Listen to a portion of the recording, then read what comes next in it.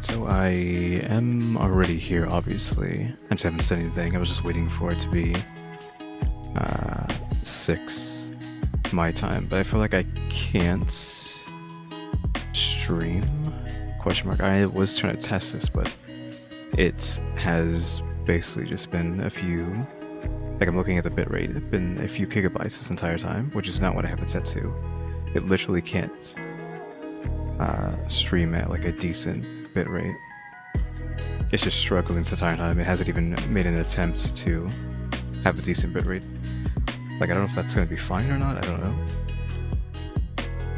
Who knows what I even sound like right now.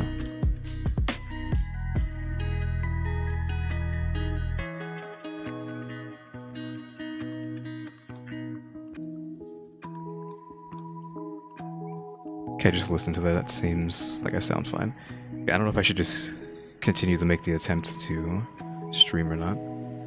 Got a minute until 6. Because I don't know what this looks like. Let's just change it to 720. See what that looks like. I can't imagine it looks acceptable at these bit rates. Maybe it does, I don't know.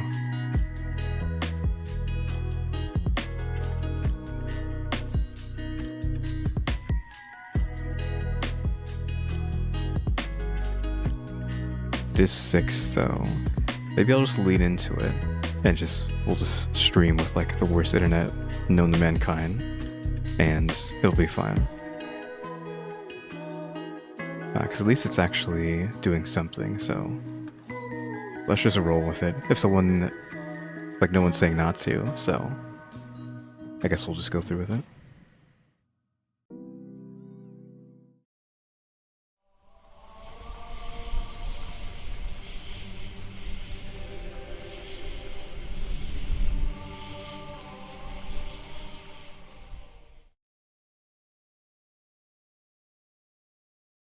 So hey guys, what's up? We're back with some more reactions after dark, and we are of course going to be watching Man Dead in Front of Powerful Family Home After quote-unquote Blizzard Party.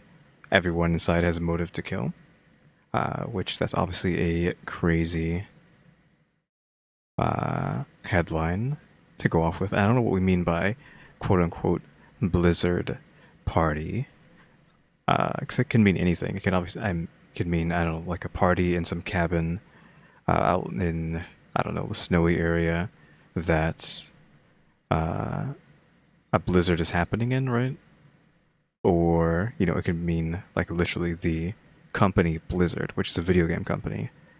I'm guessing it's the former. It's like actually a blizzard out in the middle of nowhere.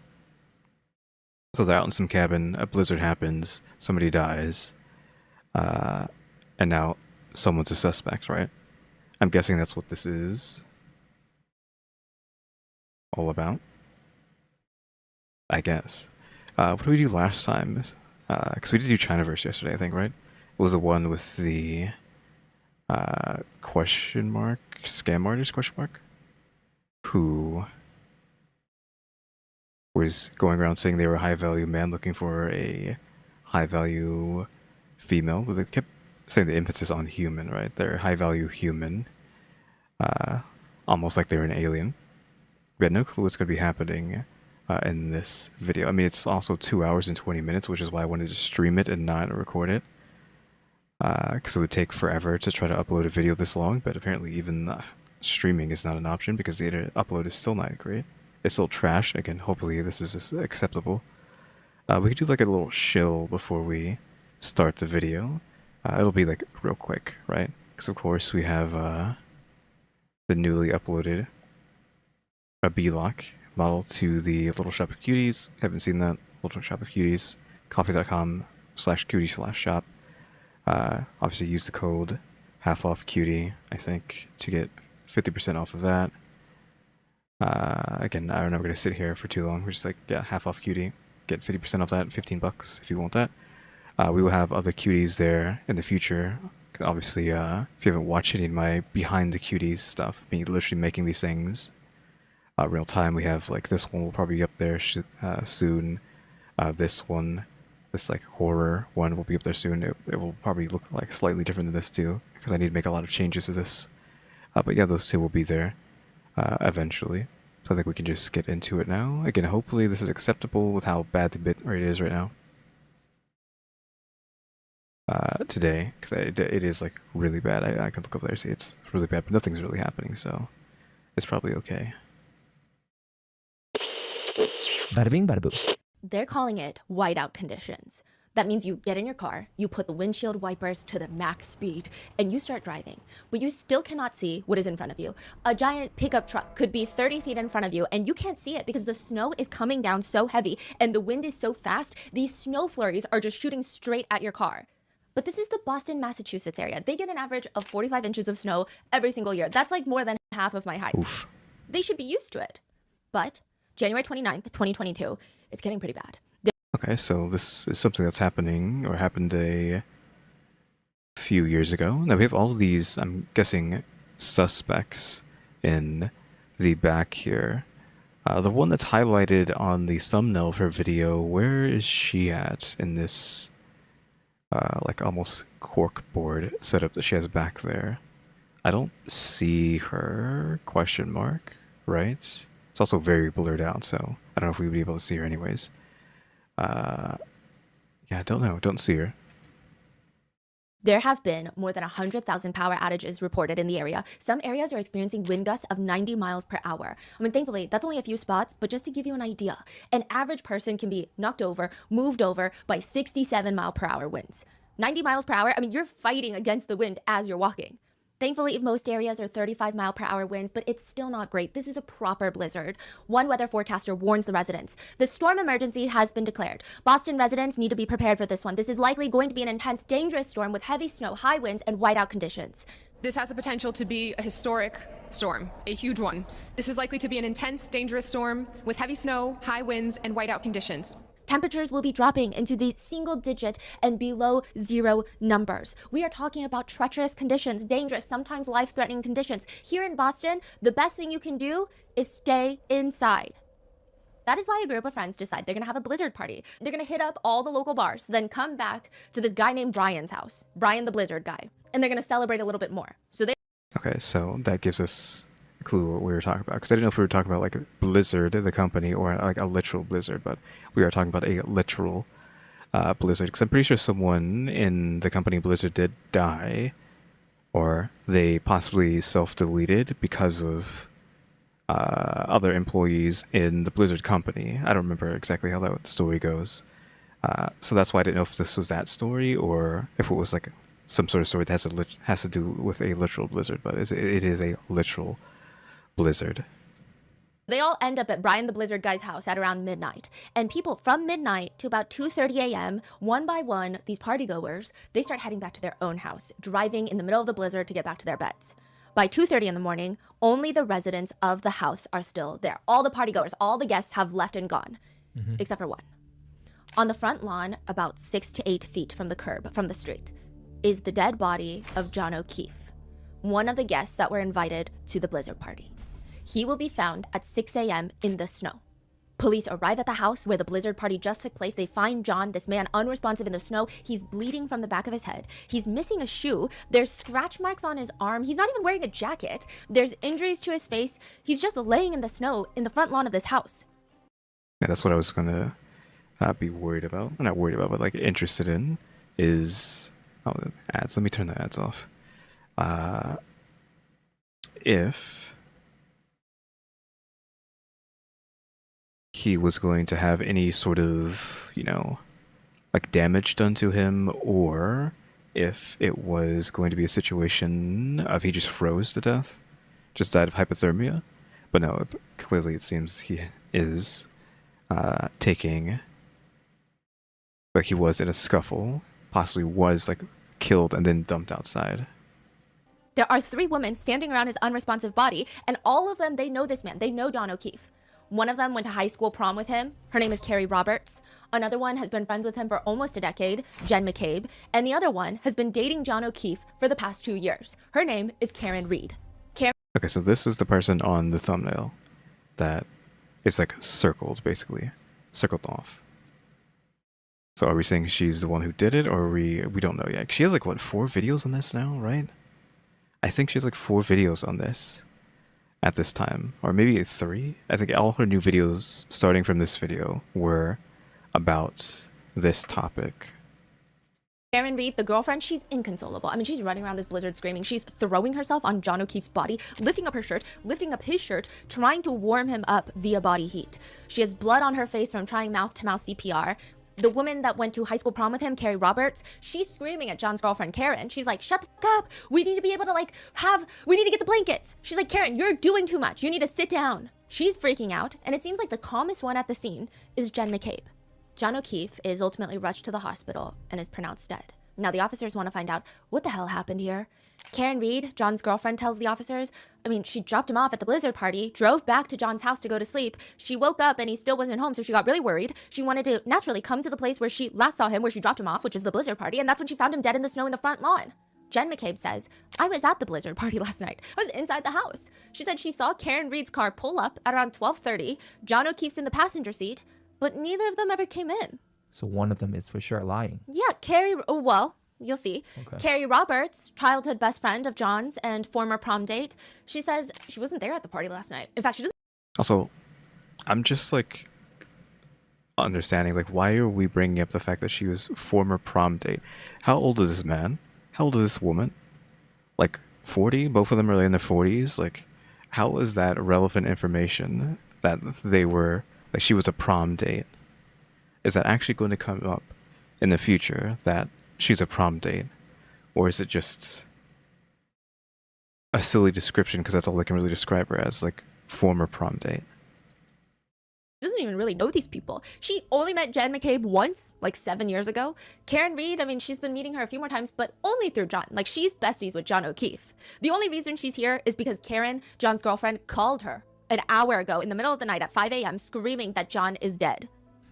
Carrie says, you know, Karen, the girlfriend, she also mentioned a few odd things. Something about a cracked taillight.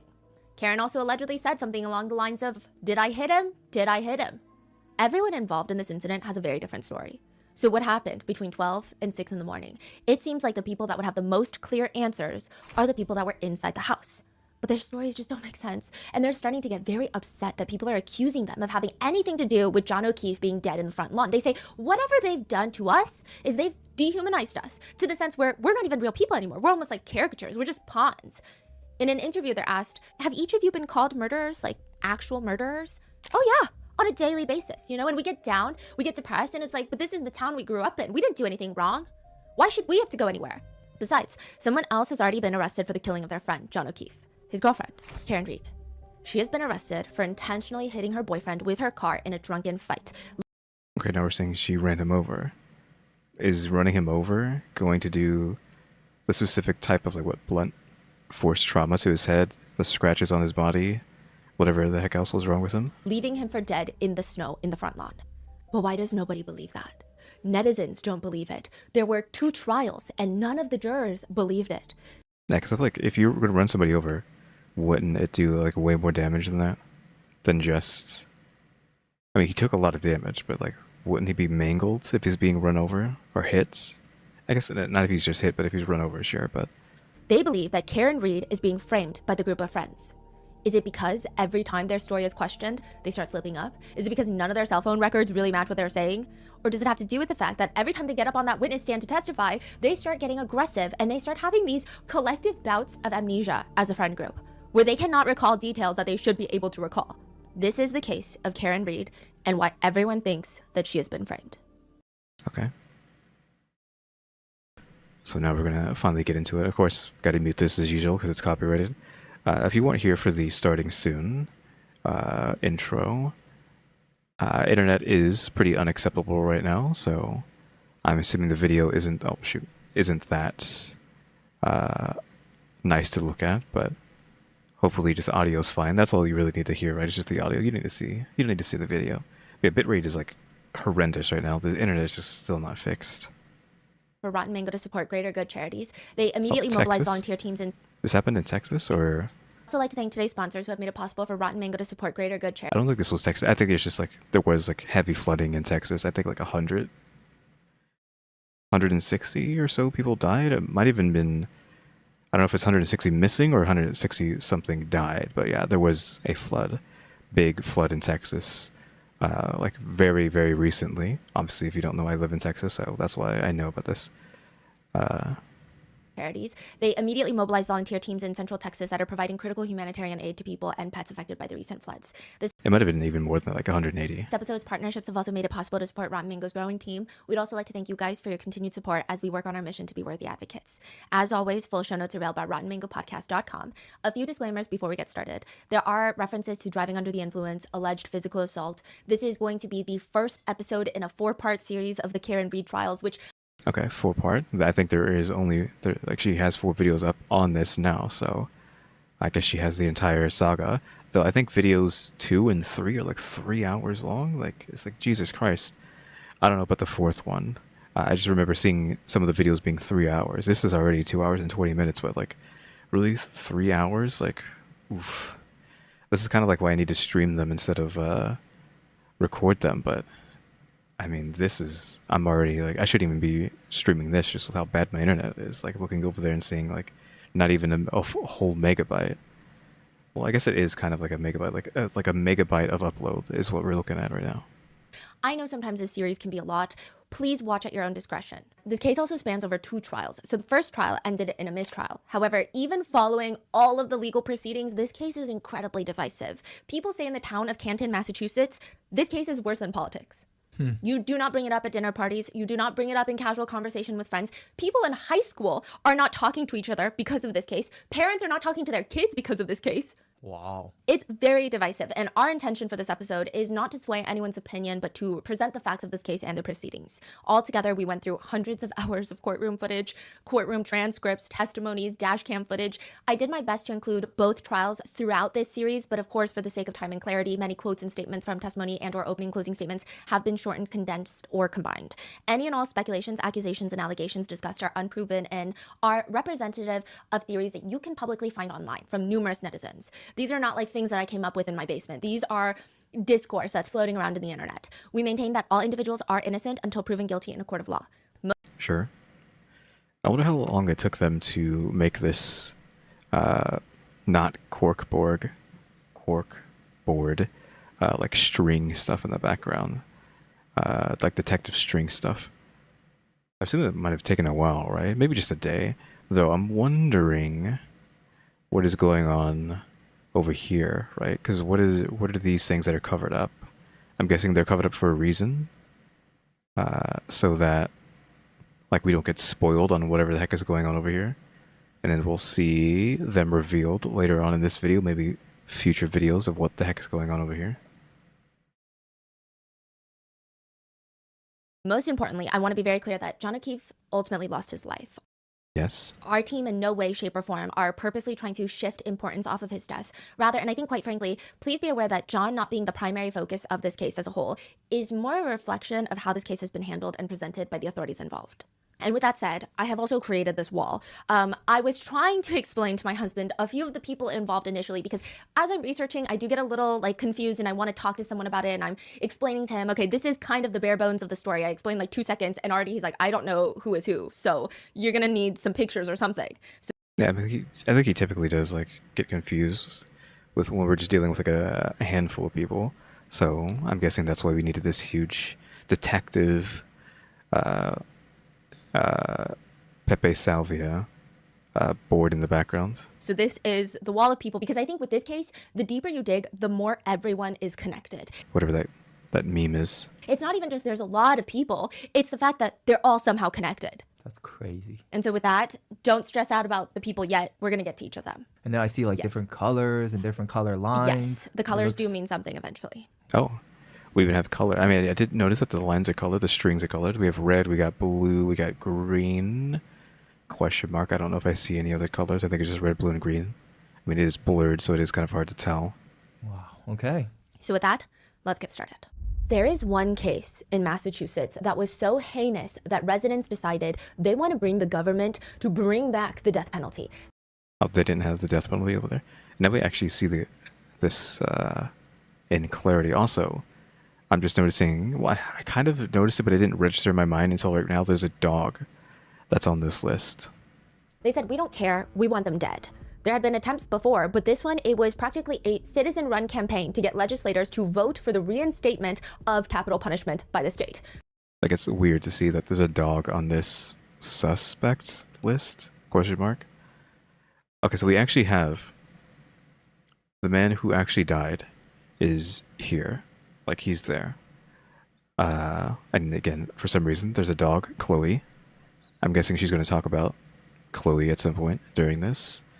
I don't think there's anything else that talk about now, other than, again, once again, this section here that's hidden, I'm guessing for future purposes, not to spoil anything.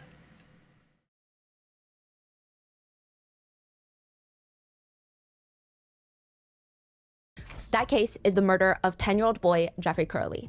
10-year-old Jeffrey was trying to buy a bike. He doesn't have the money, but these two older men, they're like, we're gonna promise you a bike and we're gonna give you $50. Instead, they kill him, essay him, and dump his body in a Tupperware container in the river. This was the biggest case in Massachusetts at the time. Okay, so this was like a while back ago, so that, like, what are they, like the 70s maybe? At least that's what it looked like with the images in Hello, Marwa. Though, the internet is really bad right now, so it is, I don't know how terrible things look right now, but hello. This was, I mean, especially because the two killers, they don't want to go down without fighting. One of them specifically is trying to argue, yeah, I was there, but I wasn't the one that physically kidnapped, nor was I the one that physically killed the little boy. It was the other guy. The lead prosecutor on this case, David Yannetti, he comes in swinging. He's telling the jurors in the closing statement, when you boil it down, this case comes down to the fact that 10-year-old Jeffrey Curley left Cambridge one afternoon and never came home because two men killed him. Yeah, oh, I wanted to see this board again. She's talking about a different case, but she's talking about David here. Now, David has like a line here connecting to Hank. There's also a line here that's just going across to Sean, and I think also Alan. So we have like him connected to this person, him connected to them, and then also Sean over here. And I'm guessing whoever is connected to them will then somehow eventually lead it back up to John over here. Curley left Cambridge one afternoon and never came home because two men killed him. Oh, and you couldn't even see what I was doing because I'm in the way. My bad. I think I'm on the right side of the screen. Purchased 2 cigars for the ride to Jane's apartment to smoke along the way while the lifeless body of Jeffrey Curley lies in their trunk. I ask you to find Mr. Sakari guilty of murder in the first degree and nothing less. David Yannetti's closing arguments for this case was said to have been one of the most emotional closing arguments to take place in a Massachusetts courthouse. He is known in the state of Massachusetts for this case. I'm assuming it's pretty, like, the bit rate just like freaking out every so often. Also, let me just do this real quick so you can actually see, like, David there for a second. Also, Alan below him, because I was talking about, like, David's connected to Alan there. He's also connected to Hank. Hank is green. But I'm pretty sure you could see, like, Hank, but yeah. David and Alan here. Which one is it? This one? Yeah, there we go. But that case was decades ago. In 2022, David Yannetti no longer works for the DA's office. He's no longer a prosecutor. He actually owns his own criminal defense law firm, and he just took on a new client, Karen Reed. Probably not the biggest case on his desk. Woman, potentially drunk driving in a blizzard, maybe hit her boyfriend with her car by accident. I mean, it's bad. It's really bad. Her boyfriend, John O'Keefe, was found dead in the snow in someone else's front lawn, but it's not a murder case. It's just a little tricky. David says at first glance, the whole thing seemed like perhaps a tragic accident until David Yannetti gets an anonymous phone call. Okay, anonymous phone call. I mean, she's not a murder case. I mean, it kind of is a murder case. So I'm guessing we're saying it's like manslaughter if we're accepting the word of mouth that it's just a What do you say? Hit and run? Or just her just running him over, just hitting him with a car? Hello? David says the anonymous caller's voice is very gravelly. It sounds very scratchy and low. He's very vague. The man claims to have background as a Boston law enforcement officer, but he says something along the lines of, your client is innocent. Look inside 34 Fairview. Look at the people inside the house. John O'Keefe was beaten up by Brian Albert, Blizzard Brian, the homeowner, and his nephew. When John doesn't come to, Brian and a federal agent that happened to be at this party dumped John's body on the front lawn. So the house is Brian's house. Yes, Blizzard Brian. This is Brian Albert's home and his wife Nicole Albert's home. Yeah, I think they all went to go hang out at this guy's place. Who is this federal agent on this list? I don't know if we can just see that just from like looking at people. I did notice on the left that we have this guy. This guy looks like a cop over here. So I don't think it's him, but this is a cop. She also said, could this possibly be the guy who's calling them? Like, this is the guy who called, like, David? Like, I want to assume. Yeah, this case fried your brain. Yeah, there's so many people, there's so many suspects here. I feel like that would make sense. Well, suspects in quotes. Just people who are involved. This is where things get very strange. David Yannetti I was gonna like write on like, okay, here's the homeowners, but there's no point in doing that because we'll just keep going in and out of scenes. eventually calls this anonymous tipster back for this very mysterious tip. He wants more information for a longer interview, but the man starts backtracking. He's saying, well, no, I don't know for sure. I was just speculating based off the pictures that were released of John O'Keefe's body because it just didn't look like injuries from a car accident. But at the time that the anonymous tipster had called in for the tip, those autopsy pictures had not been released. Yeah, so that does not make sense. How did you know that? No pictures of John O'Keefe's body after the fact had been released to the public. So what does he mean he was speculating based off of those pictures? He hasn't been able to see those pictures yet. It feels like the anonymous caller gets spooked and starts backtracking. Eventually, he flat out denies that he ever said that to David Yannetti, and he recants this entire tip altogether. But David Yannetti and his client, Karen Reed, they decide we are going to take a look inside of 34 Fairview. Did we find out who the caller is? It seems like there is a strong lead of who it is. Okay, so strong lead, but that doesn't mean we're gonna know who it is. Oh, the ads again. Keep forgetting about that. Let me delay that again. Yeah, I'm wondering if this guy's gonna come into that, or if it's going to be like, I don't know if they're on this chart. Now, I really hate saying this about cases, but it does feel like an Agatha Christie novel, only in the sense, not in the sense of like, it's a murder mystery, but in the sense of like every single person inside has the potential motive to want John O'Keefe dead. I think she's just like comparing it to like some sort of like clue, because clue is obviously just going to come to mind when you're dealing with a board that looks like this, right? You're just automatically going to think that.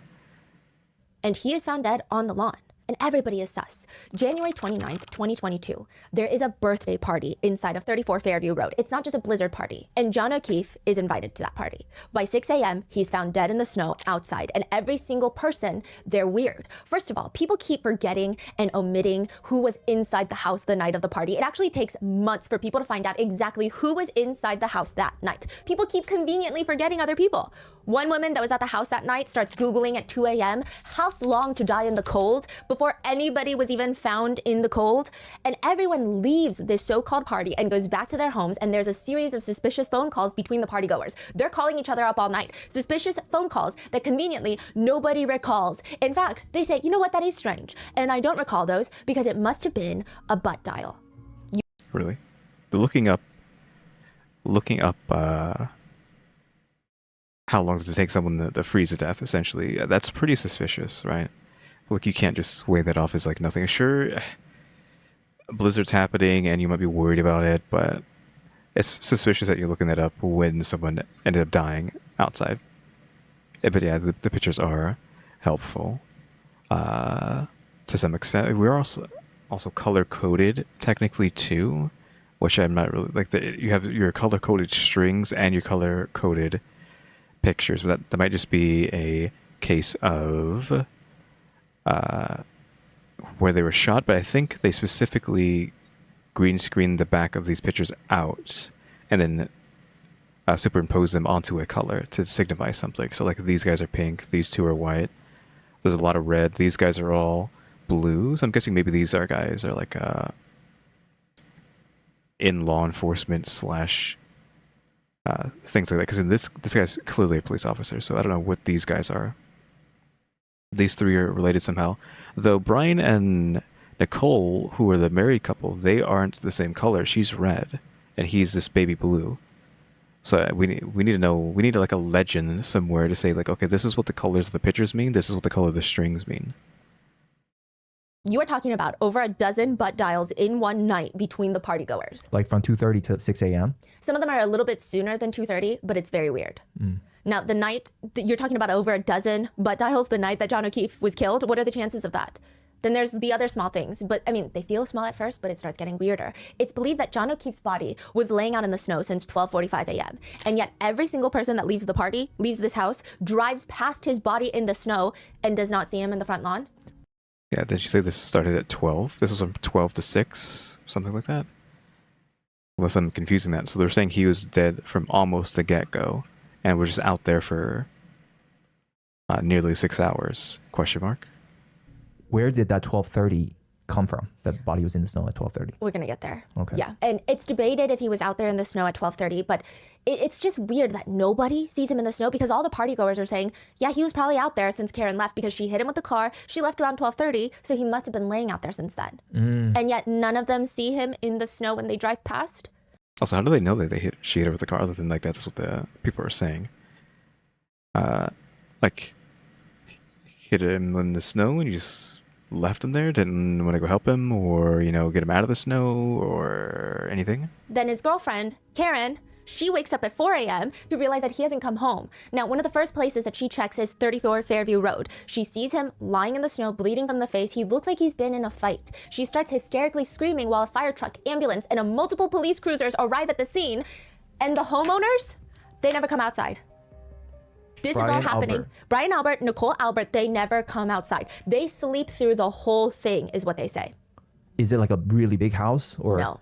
So I mean, it's kind of big, but not big enough to not hear this commotion. like a regular neighborhood? I mean, it's a nice house, but it's a regular residential house. It's like a high middle class. I don't know if I would say upper class, but like high middle, like the highest of middle class, maybe, if not edging into the upper. That's crazy. It's not a mansion where the driveway is like 25 feet long and you're like, oh, well, that's a different zip code up there. No, it's your front lawn. Not only that, one of the residents inside the house is a first responder. When they find John's body outside, unresponsive, nobody goes and knocks on the door to wake up the homeowners. I mean, they're all very close friends, especially Jen McCabe. She was at the party last night. She doesn't go and knock on the door to wake up Nicole and Brian Albert to come help before the police arrive. Yeah. What's even weirder is that Karen Reed states that she did drop John off at the house and she saw him walk towards the front door before she finally drives off. Now remember, everyone inside the house said he never came inside. She said that she sees him walk towards the front door, and in fact, John's Apple Health data shows that after 12:20 a.m., which is around the time that his girlfriend drops him off, he takes 80 steps, which is the equivalent of half of a football field, and it shows that he went up and down 3 flights of stairs. Okay, so how are you going to deny that? They're saying he never came in, but his literal Fitbit says that he walked a lot before, dying. Also, is it just as easy as, like, I'm just thinking about, like, what actually happened. Is it easy as just she dropped him off, he goes in, she leaves, and they immediately just, like, nearly immediately just beat him up and then throw him outside because they don't want him here, right? I feel like that's just what happened. Like she drops him off to go have fun, quote unquote. He goes inside. They get mad at him. They beat him up. They throw him outside. He dies. And they say, and that's not what happened. His girlfriend did it. Which would be impossible had he just gotten out of the car and been hit by Karen Reed. But maybe the Apple Health data is wrong. There have been some reports that sometimes it heavily under-reports the amount of stairs that you climb, which wouldn't really work in this case, but maybe it also over-reports sometimes. Others say sometimes they drive up a hill and the Apple Health data will say that they climbed up the hill, but it's also very strange. Those are a lot of steps and those are a lot of stairs, and it would make sense based on the data that he went inside that house. But every single person is adamant and they say the same thing. John was never in the house. So does that mean he made a U-turn somewhere else at the very last minute? Or does that mean Karen Reed is lying? I mean, it must be true because everyone in the house is saying the same thing. John was never in the house. They all say that except for one person. During the trial for the murder of John O'Keefe, one person slips up. She's talking about the timeline when another partygoer leaves the house and she says, he was not at the house when John was there, so I drove him home. When John was there, so. and people are wondering, did she just slip up on the stand that John O'Keefe was inside the house? She said when John was there. So yeah, maybe the anonymous caller, regardless of who they are, maybe they're onto something. If you're gonna say things that you don't want anyone to know about, the last place that you should say those things probably is in a group chat. In essence, a group chat is a bunch of people and a permanent transcript. People will take screenshots of group chats, post them online. Or sometimes these group chats will be read out loud in the middle of a cramped Massachusetts courtroom, and you're gonna have to read every single word that was typed out to your friends when you thought nobody was gonna read them. Michael Proctor takes the stand. Okay, Michael Proctor is someone who is being covered up right now by his picture. Oh, actually, no, he's right there. Never mind, he's this guy, which we haven't really talked about yet. Again, with these group chats, like everybody in the grab ball apparently is in group chats, and I am just like, huh? This is just normal for everybody, just to have group chats with so many people like this constantly. I mean, outside of Discord, like sure, Discord, I have Discord. I have my own Discord, but it's just weird to see like group chats that aren't Discord that people are just in, right? Otherwise known in the group chat as Chip. Michael says he's known a lot of these group chat members since he was, you know, in middle school, high school. I mean, these are his childhood friends. So from October 18th, 2021 to August 31st, 2022, about a year, there are 38,707 messages in this one group chat. But the only ones that the court cares about really are the ones starting from January 29th, 2022, the day that John O'Keefe is found dead in the snow. Michael, aka Chip, in the group chat gets a message from his friend. It's just a link to John O'Keefe's Facebook page. There's a quick conversation about John O'Keefe and his girlfriend Karen Reed, and he's texting in the group chat, she's a babe, like she's What? hot. Wait, I'm so sorry. Timeline-wise, this Yes. was after John O'Keefe was found dead? yeah. Someone sent a Yes. link. So everyone in the town is talking about it. Cold case in Tamla Horsford. Don't know if I would have known about it. Yeah, it's a cold case, so that's unfortunate as well. I need to roll back on this. On what is going on with these text messages. Michael, aka Chip, in the group chat gets a message from his friend. Okay, so Michael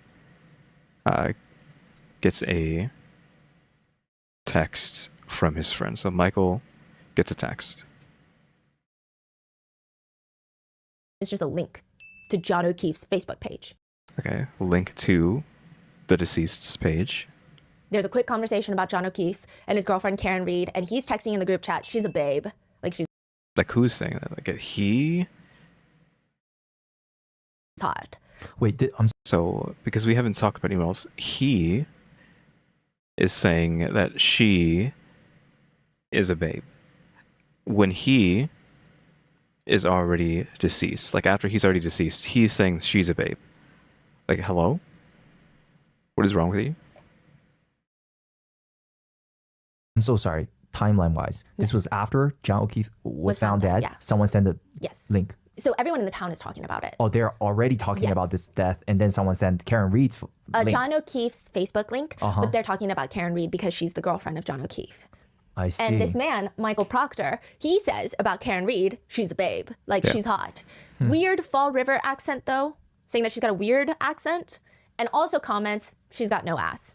So his whole text reads, Yeah, she's a Oh, oof. This is the guy, right? So he's being forced to read his own chat logs. babe. Weird Fall River accent, though. No ass. and of course, eventually there will be conversation about Karen Reed being arrested for hitting her boyfriend with the car, because it's all anyone in the whole town is talking about. And later, there's a picture sent in the group chat that is Karen Reed being arrested for hitting her boyfriend, and she's being escorted into the state police barracks. And one of Michael's friends texts in the group, is that chick a smoke? Is that chick a smoke? Question mark. I respond, Nutbag. She's Is that chick a smoke? Is that some old like boomer language? Question mark. Is that chick? I mean, it makes sense, but it must be like just something from that area, because I don't know if I've heard that kind of lingo before. I don't think it's even like an old person thing. I think it's just part of the culture of the area to be saying something like that. But it's weird to hear like older people talking like that, talking like they're teenagers. Like, is that chick a smoke? Like, hello? You were like 40 or 50 years old? She's got a leaky balloon knot. It leaks poo.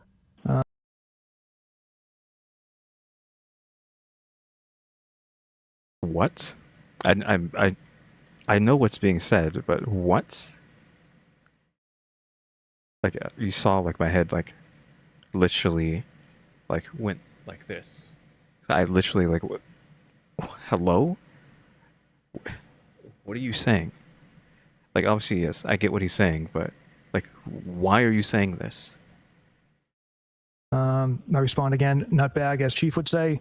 I also respond with, she's got a leaky balloon knot, leaks poo.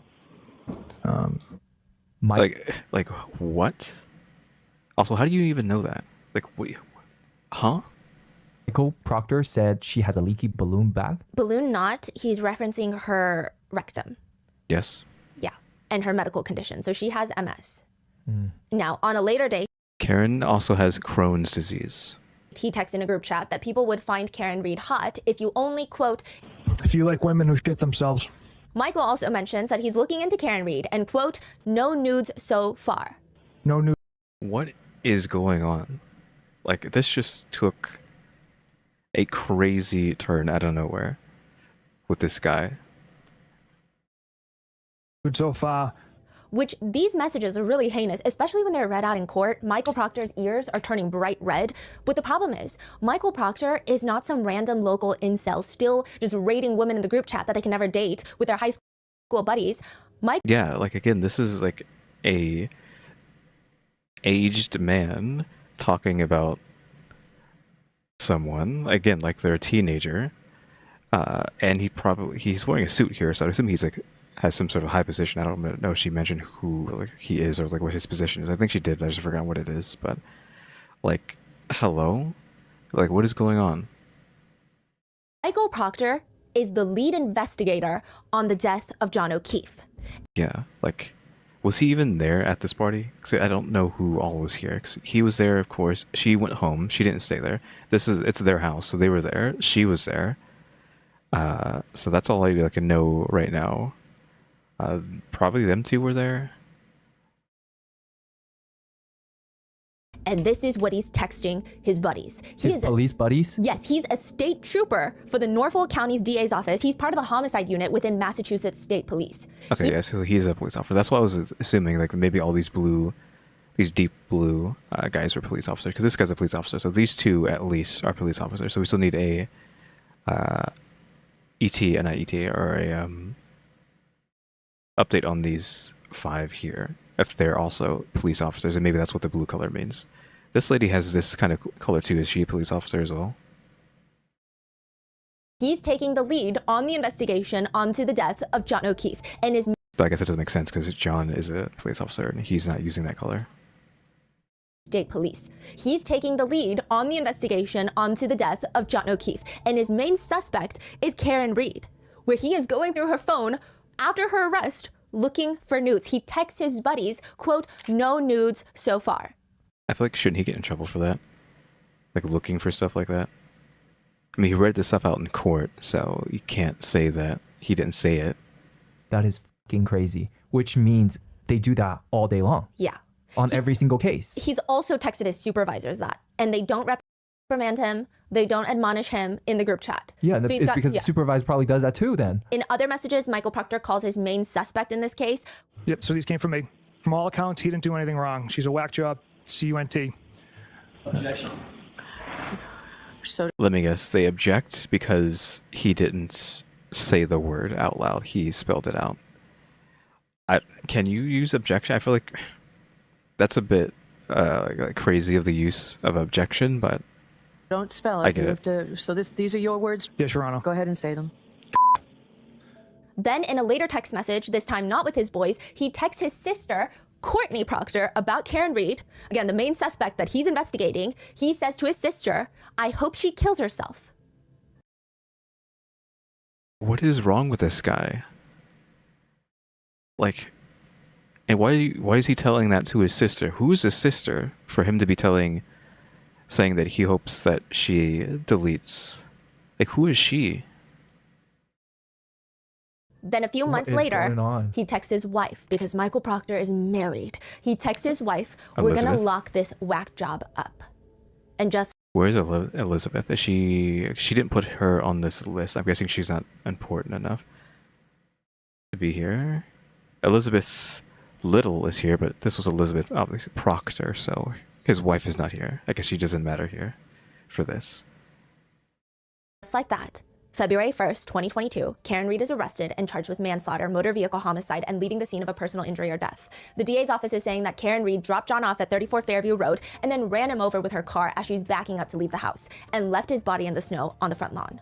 His body is found Saturday. She is arrested on Tuesday night. 4 months later, Karen Reed gets upcharged to second-degree murder. One person states, the line between gross vehicular manslaughter and second-degree murder is very, very thin. If you exhibit a disregard for the safety and the life of another person and they die as a result, you've got second-degree murder. So, for example, vehicular manslaughter means you're driving in a way that's negligent, reckless, unlawful, but you have no intent. Like, you don't go out like, you know what, if I kill someone tonight, I kill someone tonight. You have no intent to cause bodily harm. By upgrading Karen Reed's charges from vehicular manslaughter to second-degree murder, the Commonwealth of Massachusetts is now saying, we still believe everything we said before, but now we think Karen did this on purpose. She ran her boyfriend over on purpose. You had intent to kill or cause serious bodily harm. Maybe you didn't plan on it, but in that moment, you had intent. Yeah, but like, why would she even like want to do that to begin with, right? And when did he have to read all this stuff? The first case or like at the second case? Because like they had to do it again, right? They went for a second trial.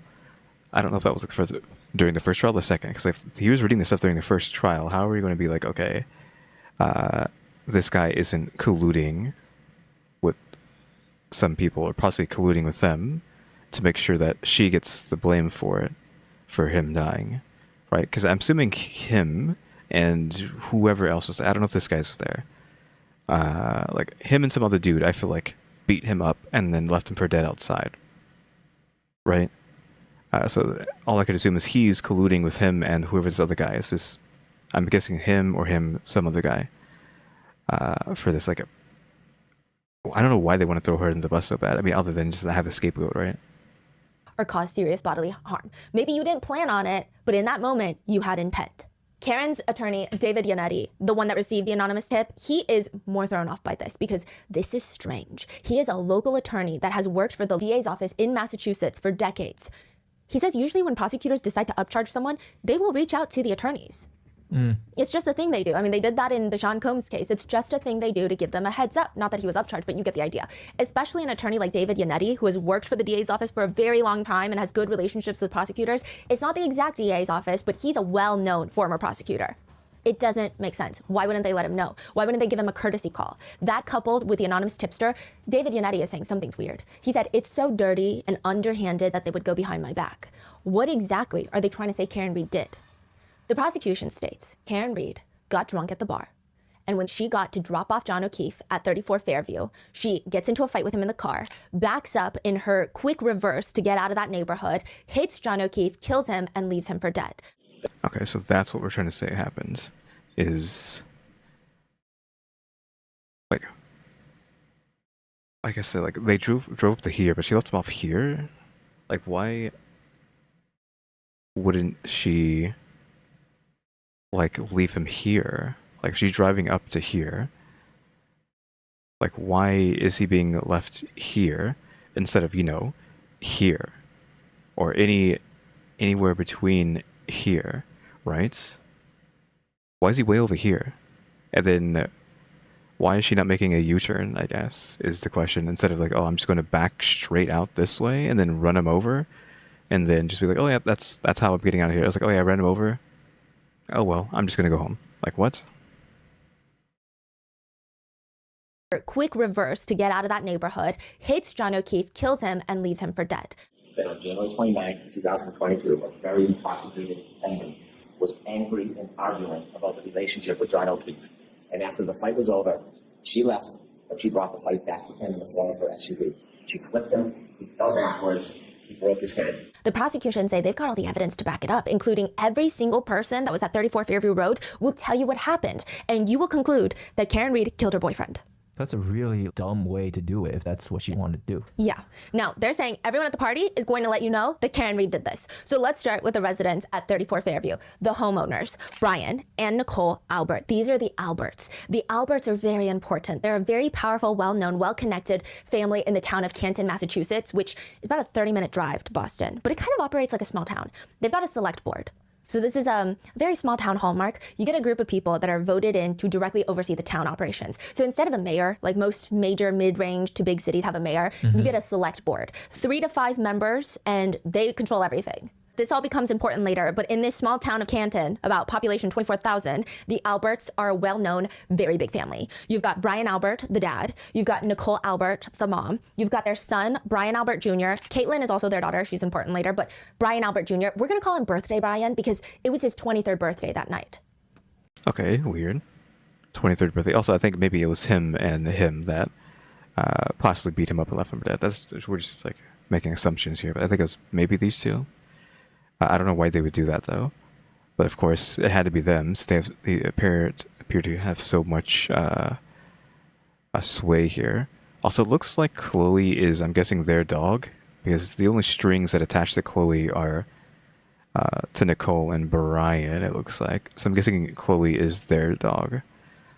Did John, I don't know, do something to the dog? Because what else would be here? Like, why else is Chloe here if not to have something to do with their death, right? Wow, he's young. He's young. Now, Brian, Big Brian, he invites a ton of his friends over, including John O'Keefe, to the house. Birthday Brian already had a few friends over because it was his birthday. Okay, so we have, they're there, he's here, he's there with friends. Can we see any of these? I'm guessing these people aren't there, so we're not. Their faces are. They look like kids, though. Is this guy here? I don't know. This woman? I can't tell if any of these are there. Their faces are not blurred, so I'm guessing. They have other kids, but they're not really important right now, and you have their dog, Chloe. Okay, their dog, yep. We just kind of established that. I'm guessing these are those two, or not those two, but these are kids from him or someone. A German Shepherd mix. Chloe is very important later. Huh. So Birthday Brian decides he's going to invite friends over. Oh, I see. The red ones are the Alberts family. Well, the red ones are familial and or normal connections. Also, I don't think then. I think those other kids might have been even like their kids. Like, that was a bit confusing there, but I think those other younger kids might have been their kids. And then, like, these are also Talking about the background. kids. The red background. Yes. The red background I are see. one part of the Albert family. One part. Okay. One part. Okay. Birthday Brian is like, hey, Dad, Mom, I'm going to have people over for my little birthday party. So, like, could you skedaddle for a few hours and maybe come back later? So the parents, they decide that they're going to go to a local bar called The Waterfall. Dad and Mom, they're meeting up with their friends. They leave their family house. They get to the waterfall and they make an open invitation at around midnight because the waterfall is closing early. And they're saying, hey, it's Birthday Brian's birthday. If you guys want to come over, get a few drinks. I mean, at the bar, they've got family, they've got friends, they've got acquaintances. They just make an open invitation. Anybody is welcome if you want to come over and keep the night going. And it's a small town, so no one's really a stranger. But for example, Nicole Albert will later testify that she wasn't really familiar with John O'Keefe or his girlfriend, Karen Reed. They just happened to be at the bar and they all ran in similar circles. So it's not like she's asking random strangers to come over, but she's not even well acquainted with them. It's just an open invite. They don't really do a head count at the bar. They're just like, come over if you want, and then they leave. So John and Karen both were at the bar drinking. Yes, having they were fun. invited. Most of these people who went to the party later were at the bar already. Yes. Okay. Unfortunately, a lot of people are driving while under the influence. There is CCTV footage of all of them at the bar, and we're going to go into depth in later episodes. But just know the waterfall is like the last moment of peace, it seems like. One local puts it, waterfall ended, everything went to chaos. Those last few moments where everything was okay were all caught on video in this quiet little bar restaurant. They get back to the house where Birthday Brian is in the kitchen with a few of his friends. Nicole says, I mean, that's my son. So she comes in and she starts cleaning up the kitchen, checking the bathroom to make sure that everything is organized before the guests come over. And in walks Matthew McCabe and his wife, Jen McCabe. Okay. So then we have them. Again, this is someone who said, who was the woman who was like, John's prom date, because I don't know why we had to keep saying prom date for him. One of these women, I think, honestly, Nicole looks like the one we were saying was his prom date.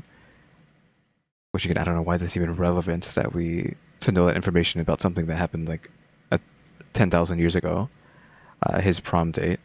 But maybe that will become relevant. Because if it was her who was the prom date, well then maybe there's some jealousy from Brian over the fact that he went to prom with her, ? Even though that's like so crazy to say. Like this old guy is like upset about that. Like something that happened like possibly like 30 years ago, right? Jen McCabe is one of the 3 women to find John O'Keefe's body. She's actually been friends with John O'Keefe for nearly a decade, but she's also sisters with Nicole Albert. This blue Okay, so they're sisters. line right here, that means they're siblings, related by siblings. Any blue lines are sibling relation. And it's kind of important. Okay, good. We need to know that then. That means they're siblings. Do I see? So John is going down somewhere. I'm guessing to here. So we don't know who this is, but this is a sibling. I'm guessing that's where this line is going again. To this. So this is a sibling of John. Brian is a sibling with, I can't actually tell because the colors are kind of being faded by this. This is blending them together. I'm guessing here. Yeah, this is Chris Albert. So this is, I'm guessing, Chris's brother there. So now we know that. Do I see any other lines? Because I already said like these are siblings. I mean, not these two, but as well. And this guy is siblings with them as well, ? But Brian is not a sibling with this person. Like, so whoever like this is, they're not siblings, but they are siblings with this guy, but he's also siblings with them. That's a weird connection, like weird triangle happening there that we probably will eventually get to. And so, I mean, Jen is basically an Albert, but not really. She's kind of, they call them the McCabe Alberts online. Okay. So you've got Jen, who is sisters with Nicole Albert. So she's going to her sister's house to say happy birthday to her nephew. So she shows up. She was at the waterfall with her husband. She shows up with her husband when she gets a phone call. Jen McCabe gets a phone call from John O'Keefe. He's in the car. His girlfriend Karen Reed is driving, and they're trying to find the house. But it's just kind of unclear which house it is. Jen starts giving him directions over the phone. And now, side note, the homeowners know of John O'Keefe. Like I said, they know Karen as John's girlfriend, but they know of John O'Keefe. Like, they're not friendly with John O'Keefe, and Karen is even lesser to them because she's just his girlfriend. Right. Jen McCabe, however, is very friendly with John. She's the one. Okay, so they are not too acquainted with him, but she is like almost like a best friend, ? But is she going to still continue to say this alibi of like, it was Karen who did it instead, rather than actually knowing who did it? Also, like, I'm trying to figure like how many people were there. So John shows up, she went home, obviously they're there, he's there, Chloe's probably there, these two are here at the party. I don't know if there's anyone else that we know of who's it, but these people are at least there. I don't know about her. But I'm guessing possibly. Also, I can't tell if that's a blue line. I'm guessing they were siblings. Didn't get that information off of whether these are siblings or something else. I'm guessing they are. So she might be there because, again, it's their child, so that would make sense. The one that invited them. So she's like, oh yeah, let me give you the directions. And she's telling him where the house is, which would indicate that he's coming over, right? Jen says at one point she looks out the window of the house and she sees this big SUV, one that is presumably Karen Reed's, and John O'Keefe is presumably in the passenger seat. It's very clear that they've arrived at the right house. They're here, they're out in the front. Jen says she goes to the window a few times. She's texting him at corresponding times being like, here, like you're here, right? And she sees the car in a few different positions. Like at one point it's further away. Now it's closer, now it's just weird. And then eventually the car is gone. So she just assumes maybe Karen and John decided to call it a night last minute. Perhaps they got into a fight, perhaps something happened, but according to everyone in the house, including Jen McCabe, neither John nor Karen ever make it inside. Yeah, we keep going with that sort of story, though. Again, his Apple Watch says otherwise. we also have to take in the fact that there's a whiteout happening, right? So it's probably actually is possibly hard to find their place. I don't know. Because it's snowing. So they just leave? I mean, that's what everyone's saying. In fact, Brian Albert says John never came into my house that night. He would have been welcomed, and Karen Reed would have been welcomed with open arms had they had come in. I wish Yeah, of course you're going to say something like that, right? they had come in. I really do. Which is kind of a weird thing to say. Carrie Roberts is a close friend of John's. Very, very close friend. She's the one that went to prom with him. She's like his childhood best friend. Okay, here we go. Now we know who a prom person is. Now we know. It is, of course, he's already pointing at it, but this is the prom date. Which again, how, I guess it's just to say how like close they are / were. It's because they were prom dates like 20, 30 years ago. Friend. She is the other woman that finds John O'Keefe's body along with Karen Reed and Jen McCabe. She was Okay, so those are the three. Her, and her find him. not invited to the Waterfall Bar. Or even to 34 Fairview. She's laying in bed away from the winter storm when she gets a phone call from Karen at like 5 in the morning. And she had the opposite of a night of what everybody else had. She went bowling with her daughter and her daughter's friend. She comes home early because there's a storm coming. She just wants to be home. But her husband is on his way out. This is like 8:30. She runs into him and she's like, where are you going? He's like, oh, I'm going to the bar to meet John O'Keefe. So her husband is very close with John O'Keefe. Who's her husband? He's not on here, but his name is Kurt. Oh, okay. Yeah, I was looking for him. Like, I was looking for someone with the last name Roberts while she was talking about that. But yeah, nobody by that name's on here. Okay. Kurt Roberts is a really close friend of John O'Keefe's, and they end up meeting at a different bar. So Okay. before the waterfall, John was at a different bar. Okay. So they meet there, and his wife is like, okay, Carrie's like, I'm not going. I'm just trying to be home. And he also says, I didn't want to go either, but John and another guy friend of theirs, they wanted me to come up and, quote, They reached out. They were at McCarthy's, the bar in Canton Center. They wanted me to come up. And I was saying, I didn't want to. I wanted to stay in because there was a storm coming. And then he called me a pussy. And I, sorry, I can't let that happen. So I had to go.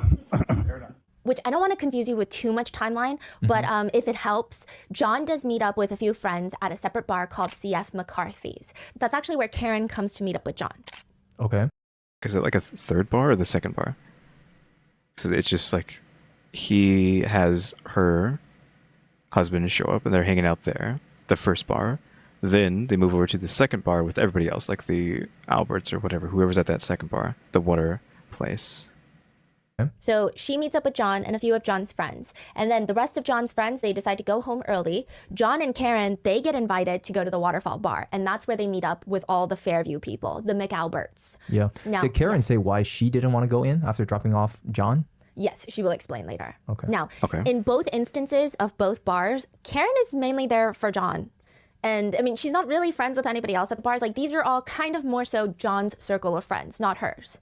So Carrie's husband, Kurt, comes home early, right after the first bar. He never gets invited to 34 Fairview. They hit the bed, they fall asleep, and Carrie shoots up out of bed to her phone ringing at 5 a.m. because why the hell is Karen Reed calling her? Carrie claims she picks up and she just hears Karen screaming. John's dead. Carrie.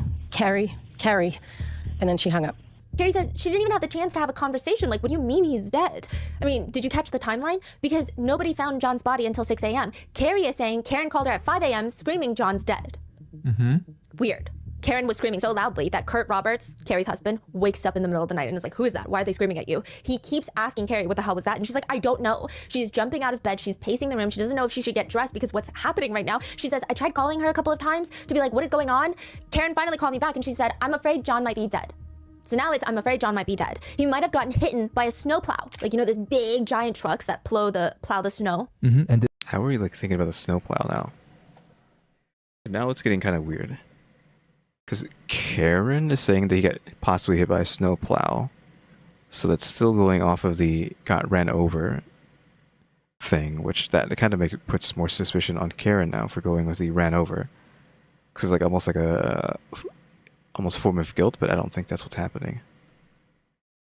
Just keep that in mind, though. this is still before 6 o'clock, right? Like Yes. 5 something? Yes. Okay. He did not come home last night. I think something happened. Carrie's trying to understand. Well, where are you right now? I'm driving. Can I come to your house? Will you drive my car? I don't remember anything from last night. We drank so much. I don't remember anything. So actually, it might be that her talking about snowplow, maybe even thinking he got hit by a snowplow, because she doesn't know what happened, and she's saying that to Carrie, right? And that might give everybody else who's like in on it a alibi to be like, okay, we're going to say that she ran him over because she thinks he got ran over. We're going to say that she did it then instead. So her telling her that might have just given everyone else ammo to be like, okay, well then she ran him over. You're gonna get a DUI if you were drinking all night last night and you don't remember anything. You shouldn't be driving. I'm gonna come to your house. Will you drive my car?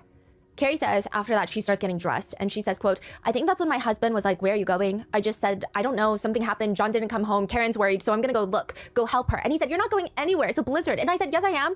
I went downstairs. I started the car. So Carrie Roberts gets in her own car and starts heating it up, cleared it off, waits for Karen to get there, and she doesn't come. So she's calling all these people, and Carrie says that she's waited in the car for about 10 minutes, which there are a lot of interesting things about this part, which is, first of all, John is Carrie's husband's close friend now, too. I mean, obviously, Carrie Roberts knew John for the longest, but she introduced her husband to John, and they're close enough that John invites Carrie Roberts' husband to the bar last night. Yeah, exactly. He doesn't want his wife to go out in the storm, and yet she's sitting in her car for 10 minutes, like 10 full minutes. He could have tried to stop her. He could have gone with her. I don't know. It's intriguing. It's not particularly suspicious, but it is weird. Now, Carrie says after waiting, Karen doesn't show up. Carrie's probably sitting in her car getting more and more anxious every second, so she finally picks up her phone, calls the non-emergency line for the local police department. Sergeant Good from Canton Police picks up. Canton Police, Sergeant Good. Hi, my name is Sarah. I'm calling because my friend's boyfriend did not come home last night. We were at Waterfall, and now she is calling me hysterical because she doesn't know where he is. You didn't pick anybody up by the name of John O'Keefe, did you? No. I think he probably got a ride and passed out at someone's house, but I don't know. Also, she said good. I was looking around as soon as she said that name. I don't know if this is who we're talking about, who is on the line now, which means we now have 3 cops out of this deep blue color that I'm assuming are cops. So I think good here is who we were just hearing there. Is that the Good I'm looking at? Oh yeah, that is exactly the one you're looking Sean at. Good. Sean Good. Now, the operator tells her that he hasn't heard any news or anything of that sort. Carrie says at that point, I wasn't super worried. I mean, he didn't come home, but they were out drinking, so I assumed he's probably on someone's couch. Finally, Karen calls Carrie back, and Carrie Roberts testifies later. I said, where are you, Karen? I'm in the car. And Karen said, I'm at Jen's house. And I said, Jen who? She said, Jen McCabe. She's gonna drive my car. And I said, okay, stay there. I'll come. We'll follow and we'll drop your car off. Wait, so Karen is the whole time saying either asking Carrie or Jen to drive her car? Yes. Why is that? Oh, she's so hysterical. Oh, she's not good enough to drive right now. Like, she's not well. She's beyond hysterical. Oh. Yeah. Carrie is claiming Karen already knows that John is dead at 5 a.m. before finding John's body. That's what Carrie initially claims. There's lots of changing claims as well. Okay. And there's a lot of like, well, I didn't necessarily mean it like that. Okay. But we don't know what Karen said. And also later when Karen does call back the second time, she's like, I think he might be dead. So it could have been that she's so hysterical and she's just like freaking out. He's dead. But she doesn't know. I mean, there have been some people arguing that. There have been some people being like, no, Carrie is flat out lying about it. We don't know. We're not privy to the actual phone call. I see. So Karen is now telling Carrie that she's at Jen McCabe's house. And like I said, she's here, but it's kind of confusing because has she actually found John's body? If she has found John's body, why is she here? And is she looking for him, or does she already know that he's dead? Because that's where it gets confusing. But also, we're assuming that that's what Carrie's saying to like try to throw her under the bus of what happened. So Carrie is telling her, okay, well, just stay there. I'm going to come to Jen McCabe's. I'll follow you. We'll drop your car off. We'll just take my car and go look for John. She says, I drove to Jen's. I pulled in the driveway behind them, and I was still on speakerphone. Jen is driving. Karen's in the passenger seat, and we drove. I said, do you remember? Like, look, did you go through John's house looking for John? Could he be passed out somewhere in the house? And she said, I don't know. I didn't look. So I said, let's just go do that. Let's get in 2 cars, and we're going to go back to Meadows, and we're going to go look inside of John's house first. He could be I'm assuming that when she's saying John here, she said John twice. What she's actually saying is that we're going to go to the Albert's place and see if he's there. Because, like, John's house... well, actually, this is his girlfriend. Never mind. Because I was assuming that this was her wife. No, this is his girlfriend, so that's probably what they mean by, like, let's go check his house, because I guess they're not living together. passed out on the couch or on the floor, who knows? So we went back to his house. Now, as for Jen McCabe, Carrie says she's only met Jen once before. So John is their link. John knows both of them, and John had taken both of them to get Reebok sneakers. He had like a 50% discount at Reebok, so he invited Carrie Roberts and Jen McCabe to go buy sneakers with him. That's so weird. Such a weird anecdote. Yeah, he's like friends, like good friends with both of them, but they aren't friends with each other. Like Carrie isn't friends with Jennifer. They're just like a one-time acquaintance, but he's like good/best friends with either of them. And Carrie says, we got the shoes, and then we went to Hillside for lunch, and that was it. I wasn't friends with Jen McCabe. Now, that was like 6-7 years ago. Interestingly enough, she does happen to know exactly where Jen McCabe lives, though, because their kids would all hang out. Or at least that's what she initially made it seem like. Later, she clarifies, I didn't know where Jen's house was. That's why I stayed on the phone with Karen. Now, people are suspicious about it, but nonetheless, Carrie says, I pull up in the driveway behind Karen's car. Karen and Jen are still in the car talking. I'm on Bluetooth. And Karen said that she remembered leaving John at the waterfall, at the bar.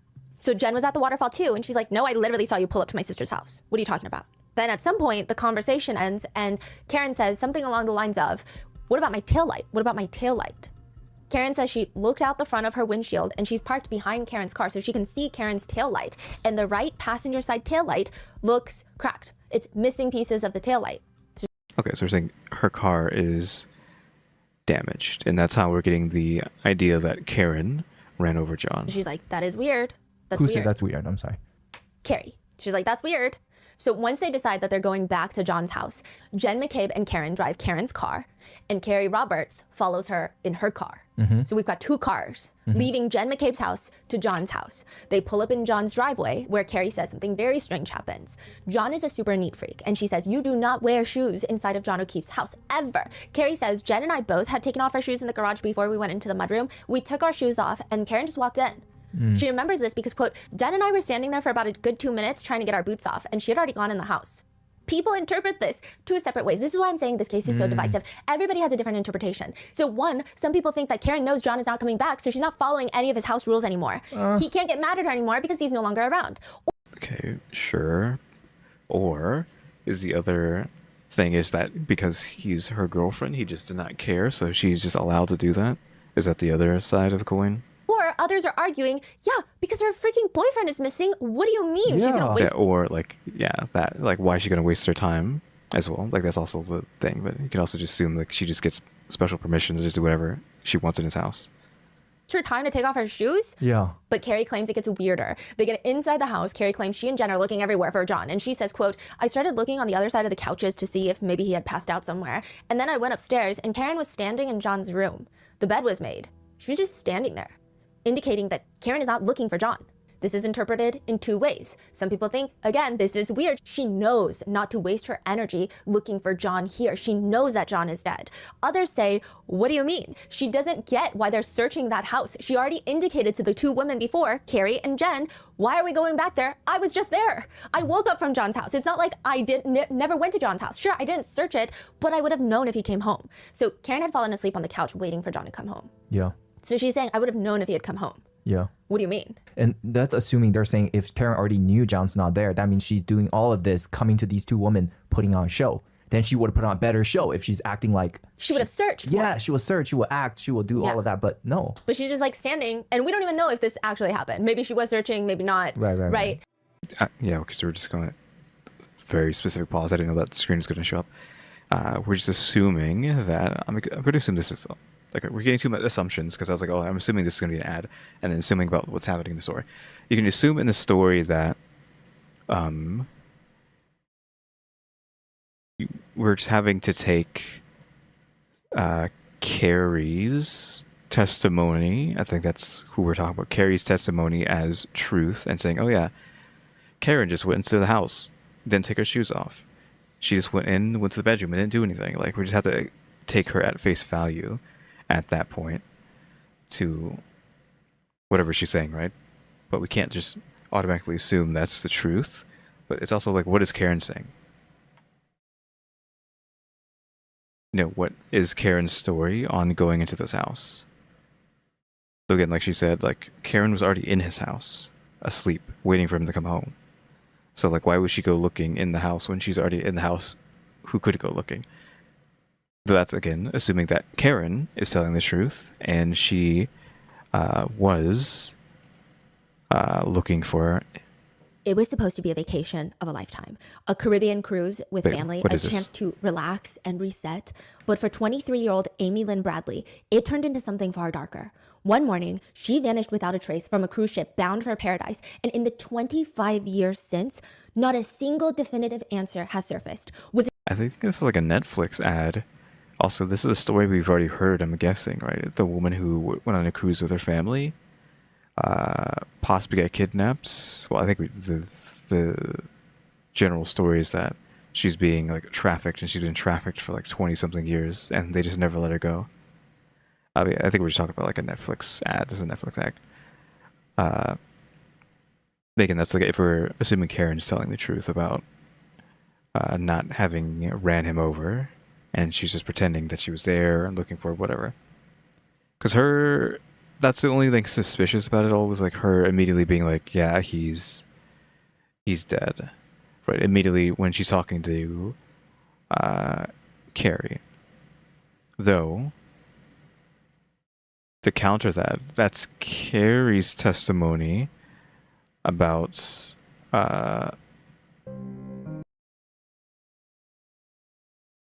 what you call it. That's Carrie's case about. That's what Karen, like, she's saying that's what Karen told her, but like, what is Karen saying? Like, did Karen say that she said that she was hysterical and saying he was dead? You don't know. Now, the three decide finally, after looking for John, they're going to head out because he's not in the. Yeah, I mean, I'm pretty sure like Mango did we watched the video that she did on the Netflix thing that she was talking about. I'm assuming that's a Netflix documentary that she was talking about there. Okay, I'm pretty sure we already watched her video of that case about Amy Bradley, assuming that is like the same thing. In the house. And that's when Carrie states that she sees Karen's taillight even closer now, because previously she was in her car looking at Karen's taillight, but now she's outside the car staring at the taillight, the rear passenger one, and it's smashed. And she remembers there's like this one jagged piece of metal kind of sticking out. She says, I remember looking at it and the piece was sort of sticking out and I thought someone's going to catch their sleeve on it or something. This is very important later because John has mysterious claw marks on his arm that nobody can really pinpoint where it came from. Some people think it looks like an animal mark. Some people are arguing it's the tail light that scratched him up. Okay, is that why Chloe's here? Is to like have some sort of case for the claw marks? Is that literally the only reason Chloe is here? Taking up all this room? Because Chloe's taking up a lot of room. Like, not just where she is, but like also this huge chunk as well, next to the lamp. Like way more space than like is here, right? So Chloe has to be important at some point. But how hard do you have to run someone over or like clip somebody with your car to cause that much damage to your headlight? Right? Because it kind of just seems like she, like from the angle that they were trying to go off of, like she clipped him, like not necessarily ran him over, but she clipped him and like knocked him over, and that's how he died. But I feel like you have to be going really, really, really fast to like do that much damage to your headlight going backwards, and I feel like you can't really reverse that fast to begin with. And Carrie's saying there was a jagged piece. I thought someone was going to catch their coat on it. But the plan from here is the three of them are now going to get into Carrie's car and drive back to 34 Fairview Road, where the party was last night. Carrie says Jen and Karen wanted to go back there. So they get into Carrie Roberts' car. It's Carrie Robert driving, Jen McCabe in the front seat, and Karen is in the back. And she's losing her mind, which in turn is making Carrie Roberts lose her mind. She says she's driving through the middle of this blizzard. It's whiteout conditions. She can't see anything in front of her. And Karen is freaking out in the back, going from the center console, like in between them screaming, then leaned back, then panicking, and then back and forth, back and forth. She says Karen was frantic. She wouldn't put her seatbelt on. I was getting nervous because we're driving in a blizzard. She kept leaning in between the two seats. I think at some point she was texting in the back seat, and then she'd be leaning, and then she would text, and she was just frantic the whole morning. Carrie says Karen was overall very frantic, but there were a few discernible conversations. Karen was talking about Bella's mom. Carrie says, there was some conversation about a woman I didn't know that was Bella's mom, and she said, Bella's mom never liked me. I think Bella lived near Jen's sister. So Bella's mom allegedly lives on the same street as Brian and Nicole Albert, Fairview Road. Okay, and Bella's not on the map, right? No. Okay. And this is important. Who the heck is Bella? And later, just because she lives on that road. Okay. Karen is saying Bella's mom never liked her. It's weird, Carrie thinks, you know, but she's just trying to focus on driving through the literal blizzard. Carrie says that she and Jen are looking out the window, looking for anything that could indicate where John is. And she says, Jen's giving directions, and it was really bad driving. I was white knuckling because it was getting slippery. Karen wouldn't put on her seatbelt. And Jen was telling me where her sister's house was. I said, I don't know where Fairview is. And she said, it's near Spring Lane. And I said, oh, where the dance instructor lived? John had once dated a dance instructor. And then Karen said, do you think he could have gone there? Do you? Like all these random, like, exes, question mark? Then we talk about the dance instructor. I don't know if we're considering Carrie to be like an ex, because they went to prom together, right? Also, the Bella. Is Bella just like someone like these two went to school with? Question mark. Did they even go to the same school? Because like they obviously did, but did they too? These two? Because they are friends. It's just these two who aren't friends with each other. Yeah, who the heck is Bella? Like, who's Bella's mom? Do you think that's where you could have been? No, I was saying I was just using it as a reference point. She said it's near Spring Lane, and I knew that the dance instructor lived on Spring Lane. That's it. So Carrie's trying to... Well, Carrie is kind of inferring to the jurors that Karen is a very jealous woman. But what... Sure. I mean, that's what... You can argue that's what she's trying to do by mentioning some random woman that John has possibly dated before. We're getting from this is that on Fairview Road, there are two people that are interesting. Bella's mom, who John allegedly dated before, and the dance instructor. Oh, Bella's mom also dated John O'Keefe. Yes. And all. Okay, so like, how is there so many people on this one road that have all been involved with John? Bella's mom, dance instructor, Carrie, herself, and then of course the girlfriend, like the current girlfriend. Why is like there's so many like love interests here? Also a dance instructor. Yeah. Okay. And Carrie is like, well, he dated the dance instructor like 10 years ago. She thought it was so strange that Karen was like hung up on this, but she keeps driving. And she says, we're looking for John walking or wherever he may be. So I'm driving, I'm looking at both sides. And I think Jen was looking at both sides and Karen was. She would have been in the back seat. And sometimes she was in between us and then back seat again. I told her to shut up several times because I was trying to drive and I couldn't concentrate. I told her to sit back and buckle up because it was bad driving. I didn't want to get into an accident and her not have a seatbelt on. It was like you couldn't control her. And I was trying to drive in a blizzard. They start pulling down the hill on Fairview Road. Carrie says, quote, Jen said, my sister's house is right up there. And all of a sudden, Karen said, there he is, let me the fuck out of this car, and started kicking the door. She's apparently kicking the door. I mean, she wanted to get out of the car, but it was locked because once you start driving, the back doors are locked. So I pulled over, I looked over, and I didn't see anything. I looked at Jen and I said, she's crazy. And then I turned around and watched, and she ran over to a mound of snow. Carrie says the minute Karen gets out of the car, she's booked it to this mound of snow. Carrie is just parked in the middle of the road watching. She says at some point she realizes that this mound of snow is in the shape of a body. Yeah, like we're creating the narrative that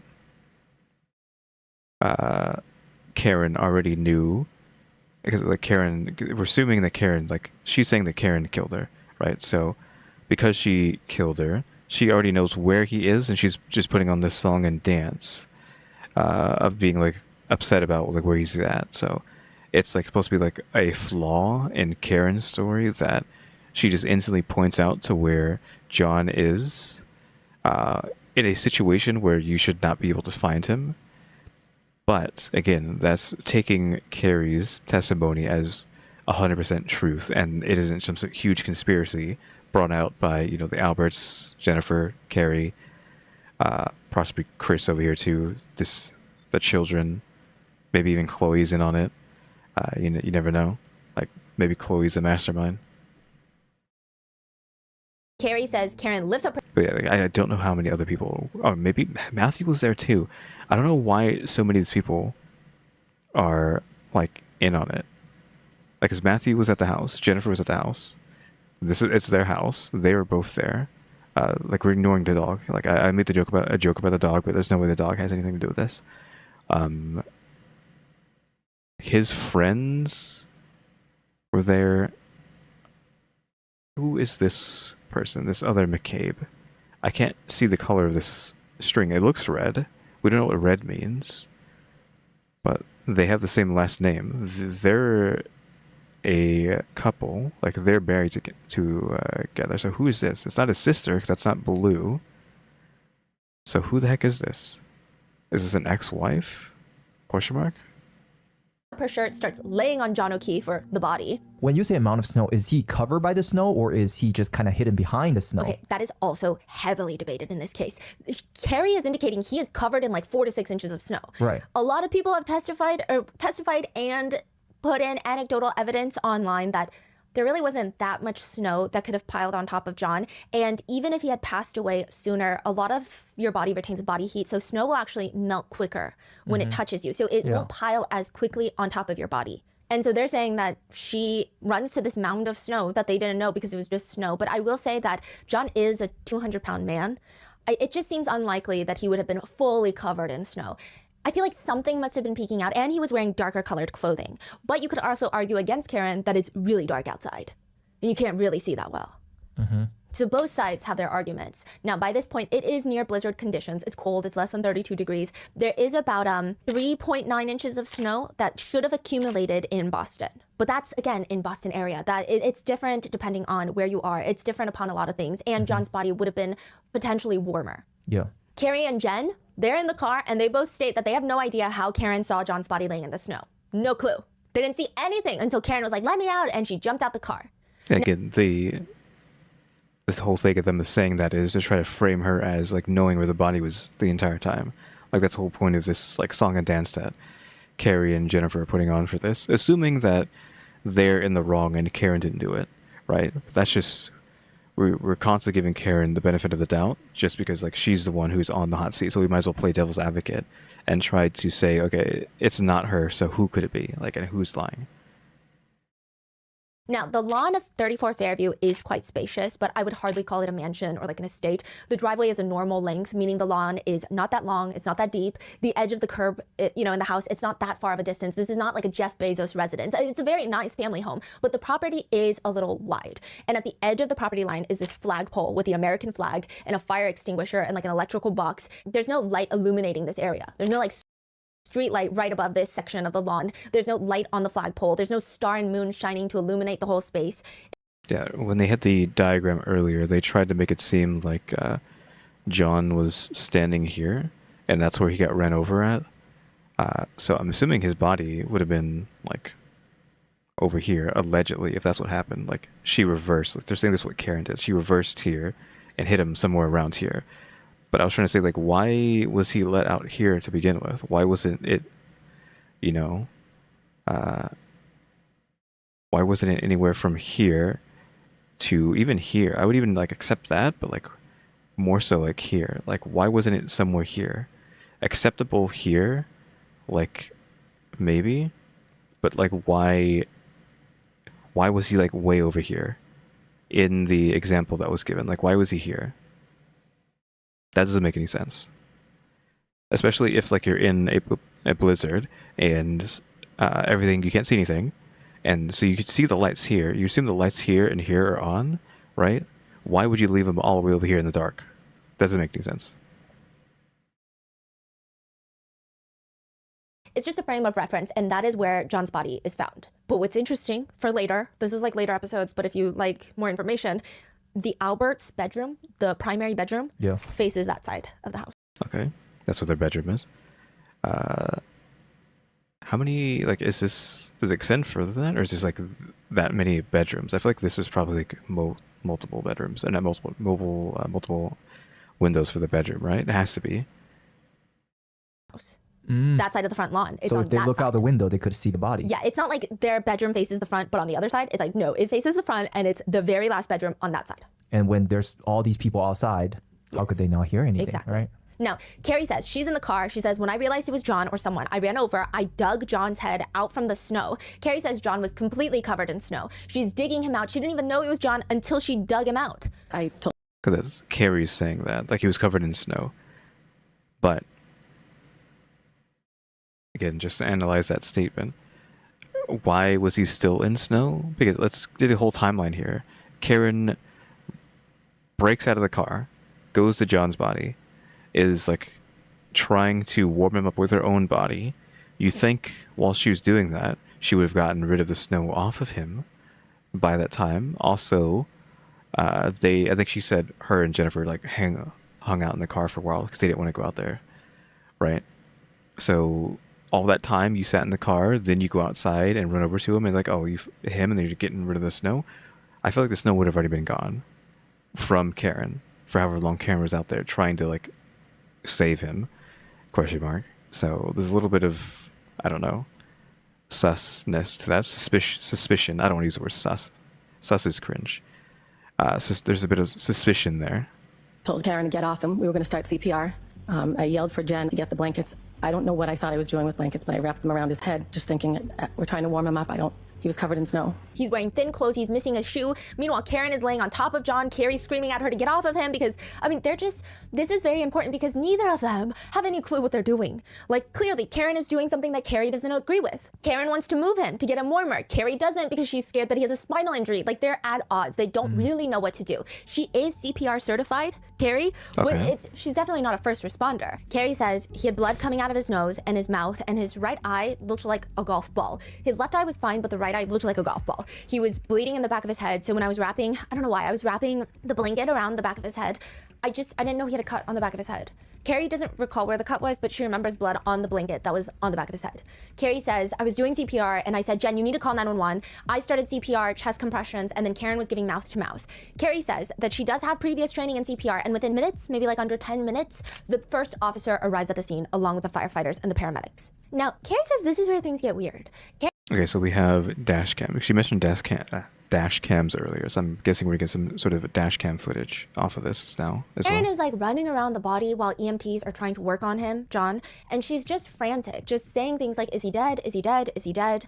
Eventually, I mean, she could just be hysterical, like they were saying, like that's completely acceptable, right?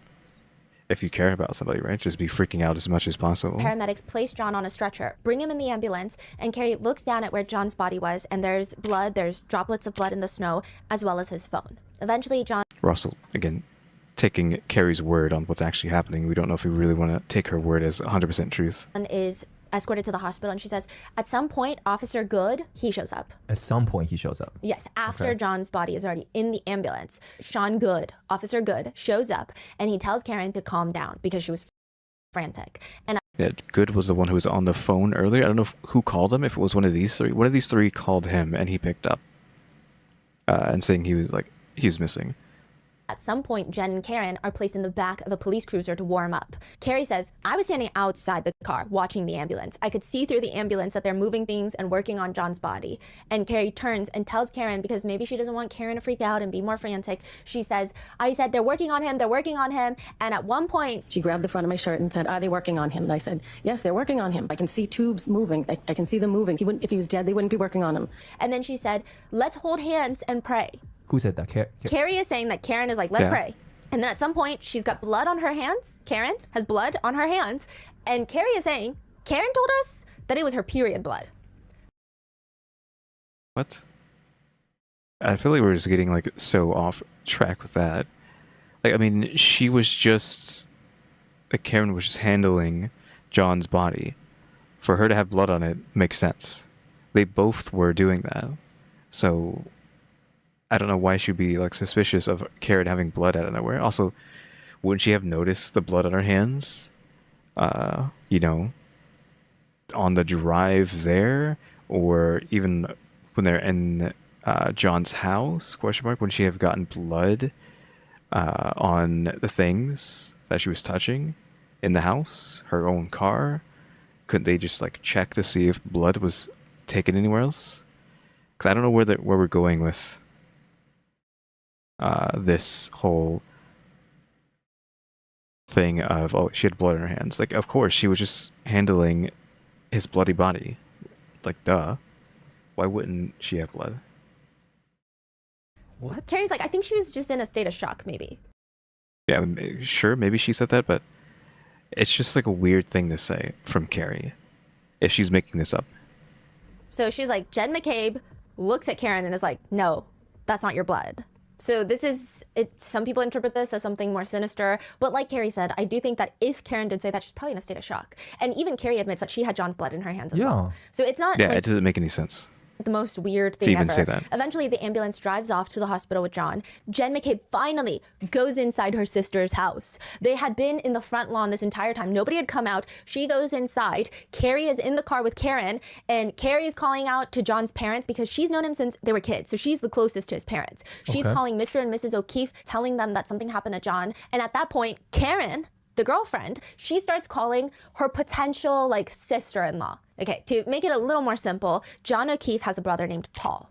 Paul is married to a woman named Erin. So it's actually John O'Keefe's sister-in-law. Yeah. Karen is on the phone with Erin, and she is allegedly, according to Carrie Roberts, telling John's sister-in-law that John is dead. But again, nobody knows that. He's just been rushed to the hospital. We don't know that he's dead. He hasn't been pronounced dead. And so Carrie says, I grabbed the phone from her and I said, he's not dead. He's in the back of an ambulance. He's been in an accident. And she said that Paul, John's brother, was going to go to the hospital and they were going to all meet there. But she says, she keeps kind of inferring that Karen kept telling everybody that John is dead when he's not dead.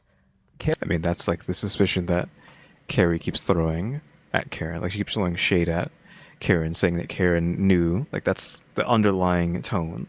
Like, the whole scenario that's being made here is to make everyone believe that Karen already knew he was dead because she was the one who killed him, right? Again, if you're taking Carrie at her word, question mark. Carrie's story is like almost casting suspicion on Karen, on everything Karen does. Yeah, it's like literally everything. Like, what do you say? Literally everything she's doing in this story is to make it look like Karen's guilty, without saying Karen's guilty. Final version of events, because her first few version of events, a lot of stuff is not mentioned, and I'm going to go through it. But this is like her final version of events that she testifies to in trial 2. And she's finally... Oh, so this is trial 2 information of her saying all this stuff, which means she's had time to build up this story, to make up this story, if that is in fact what is happening here. Like, yeah, this is what's happened. And everything is like, that's sus, that's weird. I don't know why Karen did that, said that, act that way. Yeah. Eventually, John is declared dead at the hospital, and they all start going through to discuss what happened the night before at the waterfall. All of them except for Karen. Karen is not invited to these conversations. So a few of the partygoers, they all get together and they start talking about, wait, what happened last night? What happened last night? Wait. Okay, what she's saying is like none of these cops or anything, that's not a cop investigation. We're saying everybody and their grandma who is there at the waterfall, at their house, probably even before that, they all met up without Karen to discuss what had happened. Which isn't that kind of suspicious that everybody and their grandma but Karen was invited to, see what happened. Obviously, that just makes it seem like, oh, they all got together and made up the story, made up an alibi, made sure everybody knew what the story and alibi was to say about what happened to John. Because, again, these two, or specifically him, but we'll say both of them, are in a very high place of power, I think. Compared to probably everybody on this list, they have the possibly the most power out of everyone here. And thus they could create a scenario where everyone else has to listen to what they want, right? Which just makes it even more suspicious because, again, Karen wasn't invited. A few of the partygoers remember they did recall seeing John and Karen walk into the Waterfall bar with a cocktail glass from another bar. So they're just like, she was very drunk, they were being weird. Karen had showed them, she thought it was funny that she brought over a cocktail glass from the other bar, because you're not supposed to do that. But Jen says, there was something else. Karen had shared a little bit of frustration, because that morning, Karen is telling Jen, that morning, Karen and John had got into a fight. Jen recalls during the conversation with John, her last supposed conversation with John, while he's asking for directions to the house, to 34 Fairview, she said something along the lines of, go past Bella's house, her street, it's at the bottom of the hill. Kind of indicating, inferring, maybe he had put it on speakerphone. And she was like, go past Bella's house. And Karen just like flipped a switch and just blew up because it's on the same street as this woman you used to date. And maybe she flew into a rage and that's why they didn't come in for the party. And that is... Yeah, that's the constant shade of she's just a jealous girlfriend. That's why we have jealous girlfriend, right? Or on the thumbnail, I think. That's what they're going for. Maybe why he's laying in the cold snow and he was dead. They also share very different stories about what Karen said to them when she called them to wake them up from their sleep. Remember, Carrie said that Karen was screaming that John is dead, and that she was hysterical, which Jen is like, well, no, she told me something else. She told me that she left John at the Waterfall bar when she was on the phone with me. And I told her, no, oops, I didn't mean you to do didn't, that. because I saw you. Undo that. Undo full screen. We're also, let's just roll that back so we can get that again. we are. Like, I don't know if they have like recordings, like the phone companies have recordings of the conversation, because we just have to take them at the word that Karen kept saying they're dead, because this was during a phone call. We don't have text of like this conversation of like her talking about John being dead already. We're just taking her at her word on that particular spot. Also, I wanted to say that we're not even halfway done with this video, so if you did not realize this was going to be like a long haul, because we've been streaming for an hour and 40 minutes already, and we're not even halfway done, so it's going to be like up to 4 hours plus before we're done. That John is dead, and that she was hysterical. Which Jen is like, well, no, she told me something else. She told me that she left John at the Waterfall bar when she was on the phone with me. And I told her, no, you didn't, because I saw you pull up to my sister's house. But the alarming part of all these conversations is, well, the fact that they're having these conversations. Because technically they're all witnesses, they shouldn't be having these conversations. But the more alarming part is, as they're talking throughout the weeks, they start calling the investigators on this case, adding more to their versions of what happened that night. Now they're talking to each other through phone call, text message, meeting up. But I think it's... Yeah, like they're not using anything that could actually tie any of the stuff back to them. They're meeting up and talking about it without Karen. Again, to make sure that they have all their alibis and story straight to throw her under the bus. It's just interesting because it's... I understand... Again, allegedly. Because again, we're defending Karen because she's the one on the hot seat. So we're playing devil's advocate. And if you're calling back the investigators with these really small random details where you're like, hey, I didn't even think this was important, but I just remembered in the car, in the back seat, I had a bottle of Gatorade that was left open. Like, it's like, maybe it could be connected, maybe it's not, I don't know. Yeah. Like, those are typically the things that you would call back with. But Carrie starts calling back with really important information. Like, she does not initially tell the investigators that when Karen first called her at 5 in the morning, she said, John is dead, John is dead. Like, that's very... Yeah, so like you feel like that might have been something she would have thought or knew of when it had happened during the movie. Like, oh yeah, no, like a week later, it's like, oh yeah, by the way, Karen was saying, oh, he's dead when she first called me. Like, and they don't think that's suspicious, and not suspicious of Karen, but suspicious that all of a sudden now Carrie's saying that Karen said that stuff. Very important, right? You would think that's the most important thing. She doesn't tell them until later. And so Carrie, her explanation for that is, well, Jen and I were re-going through everything that happened, and Mrs. O'Keefe, John's mom, had advised us to make a timeline. She said this could be a while. You guys aren't going to remember something years from now. So sit down, write down what you remember. And I, at that point, you know, when she first called and we were going through it, Jen was like, oh yeah, remember? You said that Karen said that he was dead? I don't think you've told the investigators that. So Michael Proctor calls. Or either Michael Proctor was already on the phone with Jen. She doesn't recall that. I don't even know. And I said, oh, could I speak to Michael Proctor? So then I told him so that somebody could document it. So it's just weird. How do you not remember to tell him that? That's the opening of how you even get involved. In fact, one of the interviews that both Jen McCabe and Carrie Roberts had was at Jen's house while they were together.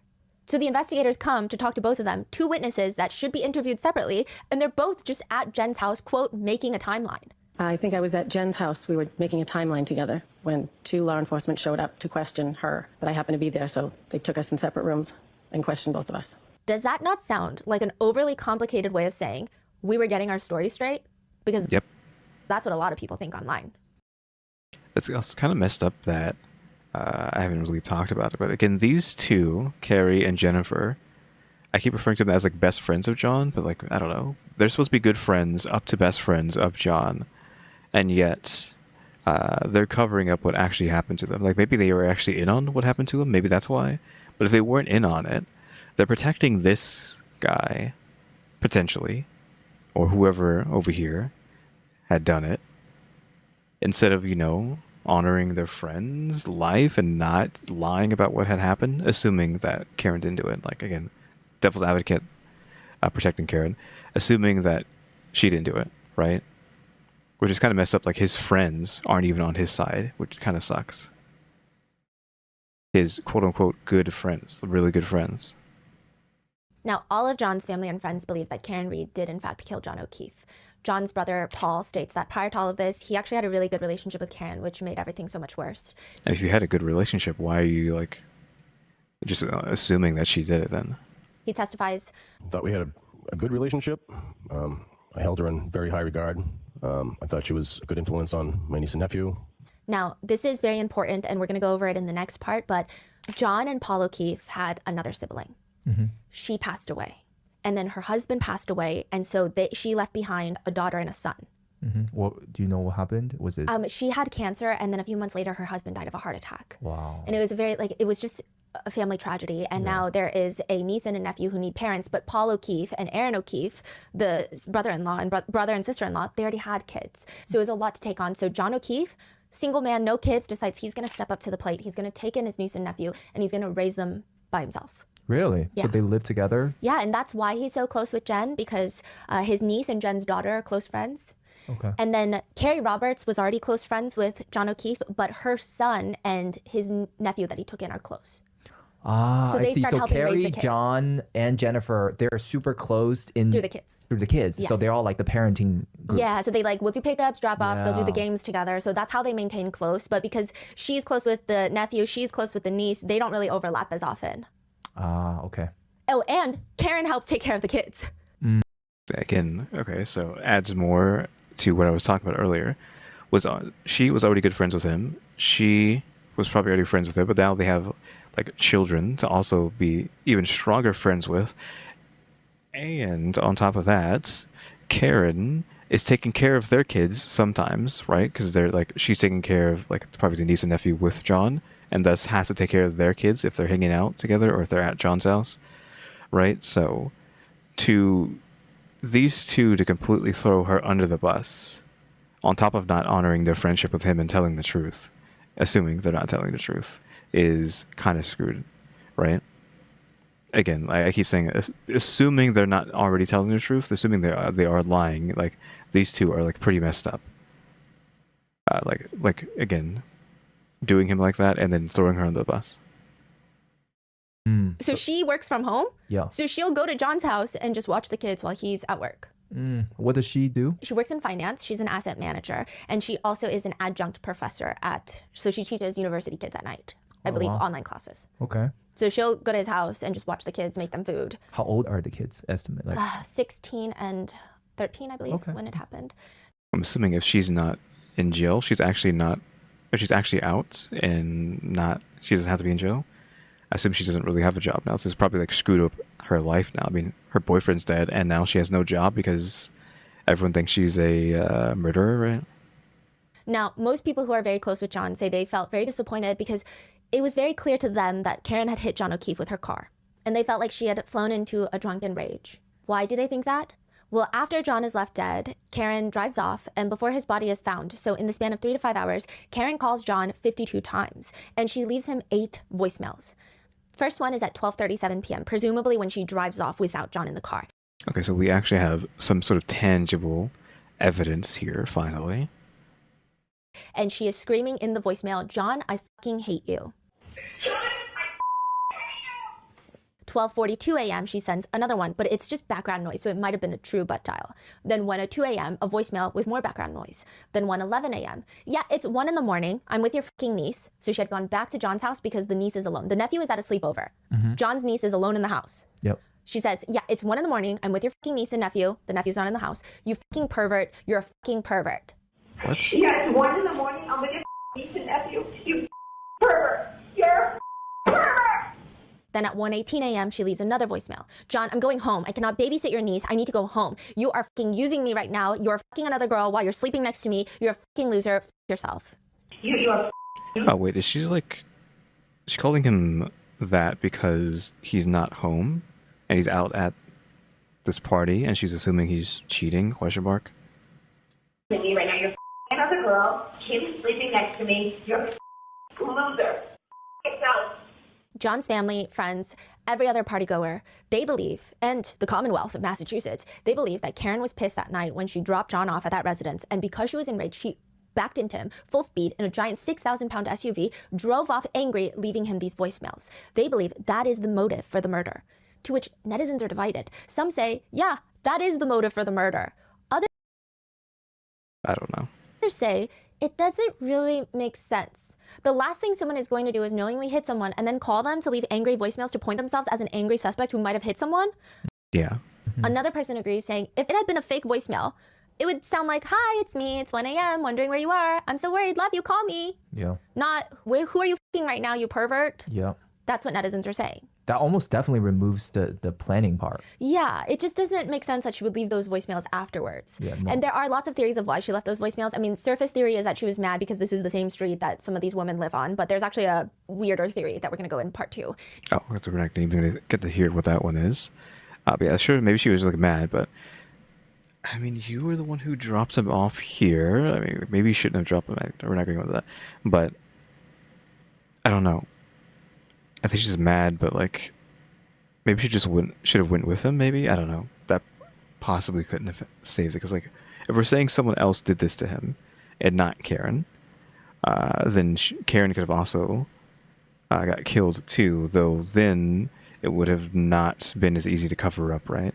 One person, sure, you somehow successfully made the entire state assume Karen did this, but him and Karen, who are you going to throw on the bus for that, right? Now, Karen's version of that night, she is adamant. She says, quote, "I did not kill John O'Keefe. I've never harmed a hair on John O'Keefe's head." She says, "The narrative became that I became enraged and decided to nail him in the snow." She says it's basically ridiculous. Karen says, "We get to the house. It didn't look like it was busting at the seams with people." So she's saying after Waterfall Bar, they get to 34th Fairview. They've never been to this house. John's never been to this house. And it looks like it's dead inside. So she's like, hello? Is this the right house? Yeah, she might be, the anger there, she might just be assuming, like, yeah, he's asking her to drop him off at the Albert's place. But he's just going to sneak off to either Belle's place or the, I don't know, dance instructor, that was what they were calling her. He's going to, like, secretly sneak off to them and they'll have relations with them. And then, like, she's assuming he's cheating. I can see that as a story, but not as, like, that's something the conclusion she comes to like later, not like in the moment. Like she in the moment is going to be mad at him and then run him over before he's even had the chance to sneak off to go to these women's places. Like, what? And are we welcome? Like, are you sure we were invited at the bar? Because maybe Karen's like, these two people didn't invite us. So are you sure we're welcome here? Like, I don't want to walk into, and like my stomach hurts. I don't really want to go. And so she says, I'm still on the street. She's parked on the street. She's like, John, can you just run in there? And like, can you just make sure we're welcome and make sure it's the right house? And like, this is somewhere we want to be. He said, yeah, I'll be right back. He got out of the car. I see him go to the door and start to cross the threshold. And I looked at my phone, and in a matter of seconds, I look up and he's not there anymore. So she's indicating he went into the house. And then I wait for him to reemerge, which I assumed was going to be in moments, or that he'd yell for me from the front door, like, it's good, come on in. But he didn't come back. And it started to piss me off because 1, I really didn't want to be there. And 2, I had to go to the bathroom. So she has medical conditions that require her to use the restroom at certain times. She's like, yeah, we were talking about that earlier with this guy, like talking trash about her. She has like Crohn's disease and she didn't say that. I'm assuming like irritable bowel syndrome is what she would also have. IBS. She said something like that. She didn't say the entire thing, but maybe that's what she meant. She has IBS and Crohn's disease. So that's what she's referring to right now. So this is kind of like a reason why to have dash cams. Like everybody should have a dash cam in the car, just to like for situations like this, so you can try like prove your innocence in these kind of scenarios. Like if she had a dash cam, maybe things would have been better, and she could actually like prove that she didn't do it. But it's just like unfortunate. Again, assuming she didn't do it.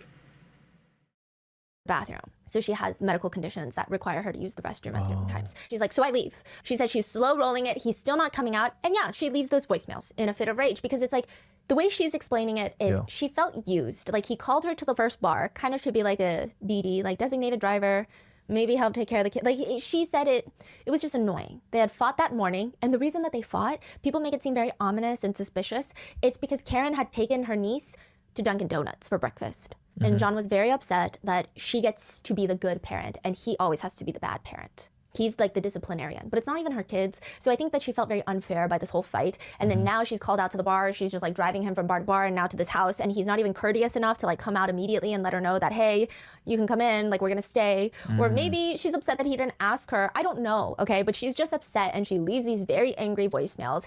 And she says she goes to John's house because the niece can't be there alone. And she's getting more mad because now she's like a babysitter. And maybe she did think that he's going to Bella's mom's house. And so she's mad. She's leaving these voicemails. She falls asleep on the couch waiting for him to come home. And presumably, I imagine if he walked through that front door, she would have like exploded and had another fight. I'm not going to say that their relationship was not toxic. It seemed toxic, but at no point did anyone report any violence or anything that was abnormally toxic. I don't even know if toxic is the right word. I think they had their sensitive spots for fights. Sure. Some people think that Karen is just a crazy girlfriend, but she's not a killer. So people have varying degrees of how they feel about Karen. She says she falls asleep, wakes up, he's not home, and she starts, quote, "I was worried that he might have gotten hit by a plow. That was my first thought. It's the only explanation I could think of for why John just disappeared into thin air." Yeah, that's weird, though. That's weird on Karen's part, to just assume that he got hit by a plow. Like, I don't know why that would be the first thing that comes to mind, right? Like, why is that the first thing you think of? I don't know. That's weird. And she says that she remembers dropping John off at the house, but if Jennifer McCabe is telling her that he never went in the house, then he's got to be somewhere else. She says... Wait, so she called at 1:18, right? Yes. Left that angry voicemail, and then she went to sleep. She like fell asleep somewhere around that time. Okay, and then she continues calling after she wakes up. You say she called him 54 times. Yeah, so she calls him, leaves these voicemails, calls, falls asleep, wakes up, he's nowhere to be found, so she's blowing up his phone. Again. Yeah, and now these voicemails are, there's not many voicemails. I think there's one where she's like, "John," but these, it sounds like she's genuinely searching for him. Karen is freaking out. She's thinking snowplow. The next thought she's thinking, maybe he tried to walk back to the bars because he was so drunk and try to meet up with new friends. I don't know. And so then she's like, no, that doesn't make sense. And then she's like, well, I saw him go near the front door. Maybe I dropped him off at the wrong house and the homeowners thought it was like an intruder or something happened. And she just starts freaking out. Eventually, she calls Jen to get it together. She calls Carrie, and they're going to go on this search. They search John's house. They drive the streets near the bars. Then they go back to 34 Fairview, where Karen allegedly, suspiciously, according to Carrie and Jen, find John's body where no one else can see him in the snow. Yeah, again, we're just assuming that that's what happened. If we're taking Carrie and Jennifer's testimony as, again, 100% truth, but it's too laced with suspicion on Karen's side to be like, it's too much. You're trying too hard.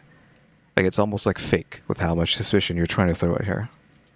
Which I will say, I don't know if her being able to spot John's body on the lawn is the strangest thing to me, because personally, I feel like when I am adamant on looking for something, I'm a little more keen to that than maybe other people are.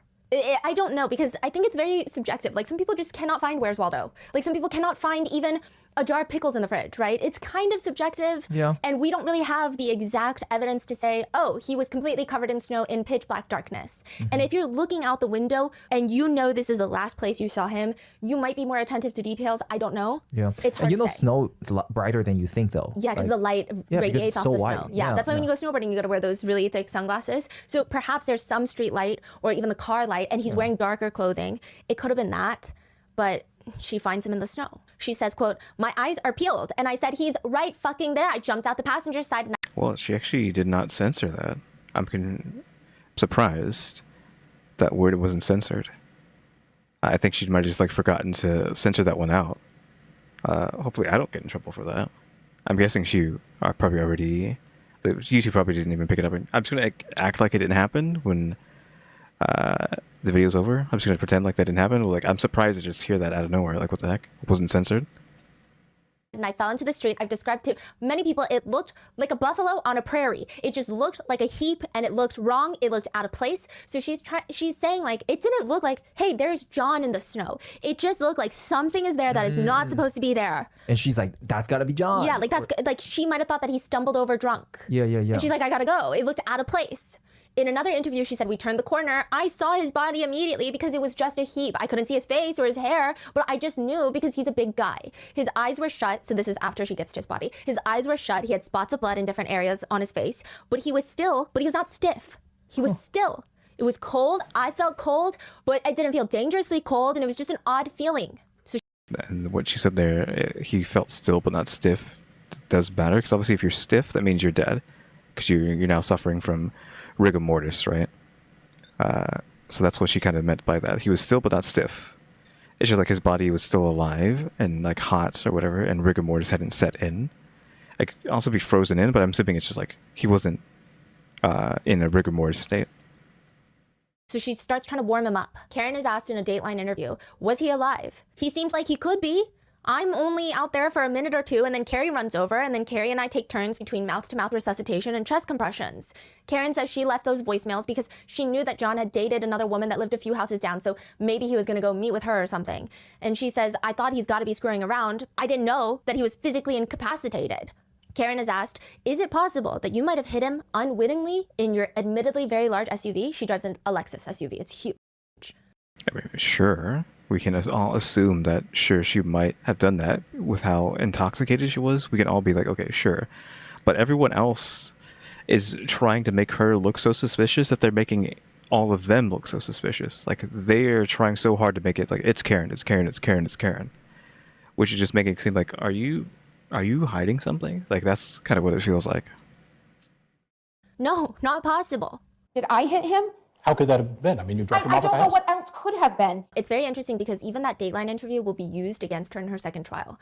This is a very interesting trial, the second one, of Karen Read, where they use a lot of her media interviews as evidence against her. Was the interview taken after the first trial or Yeah. before first trial? There's a lot that's taken after the first trial.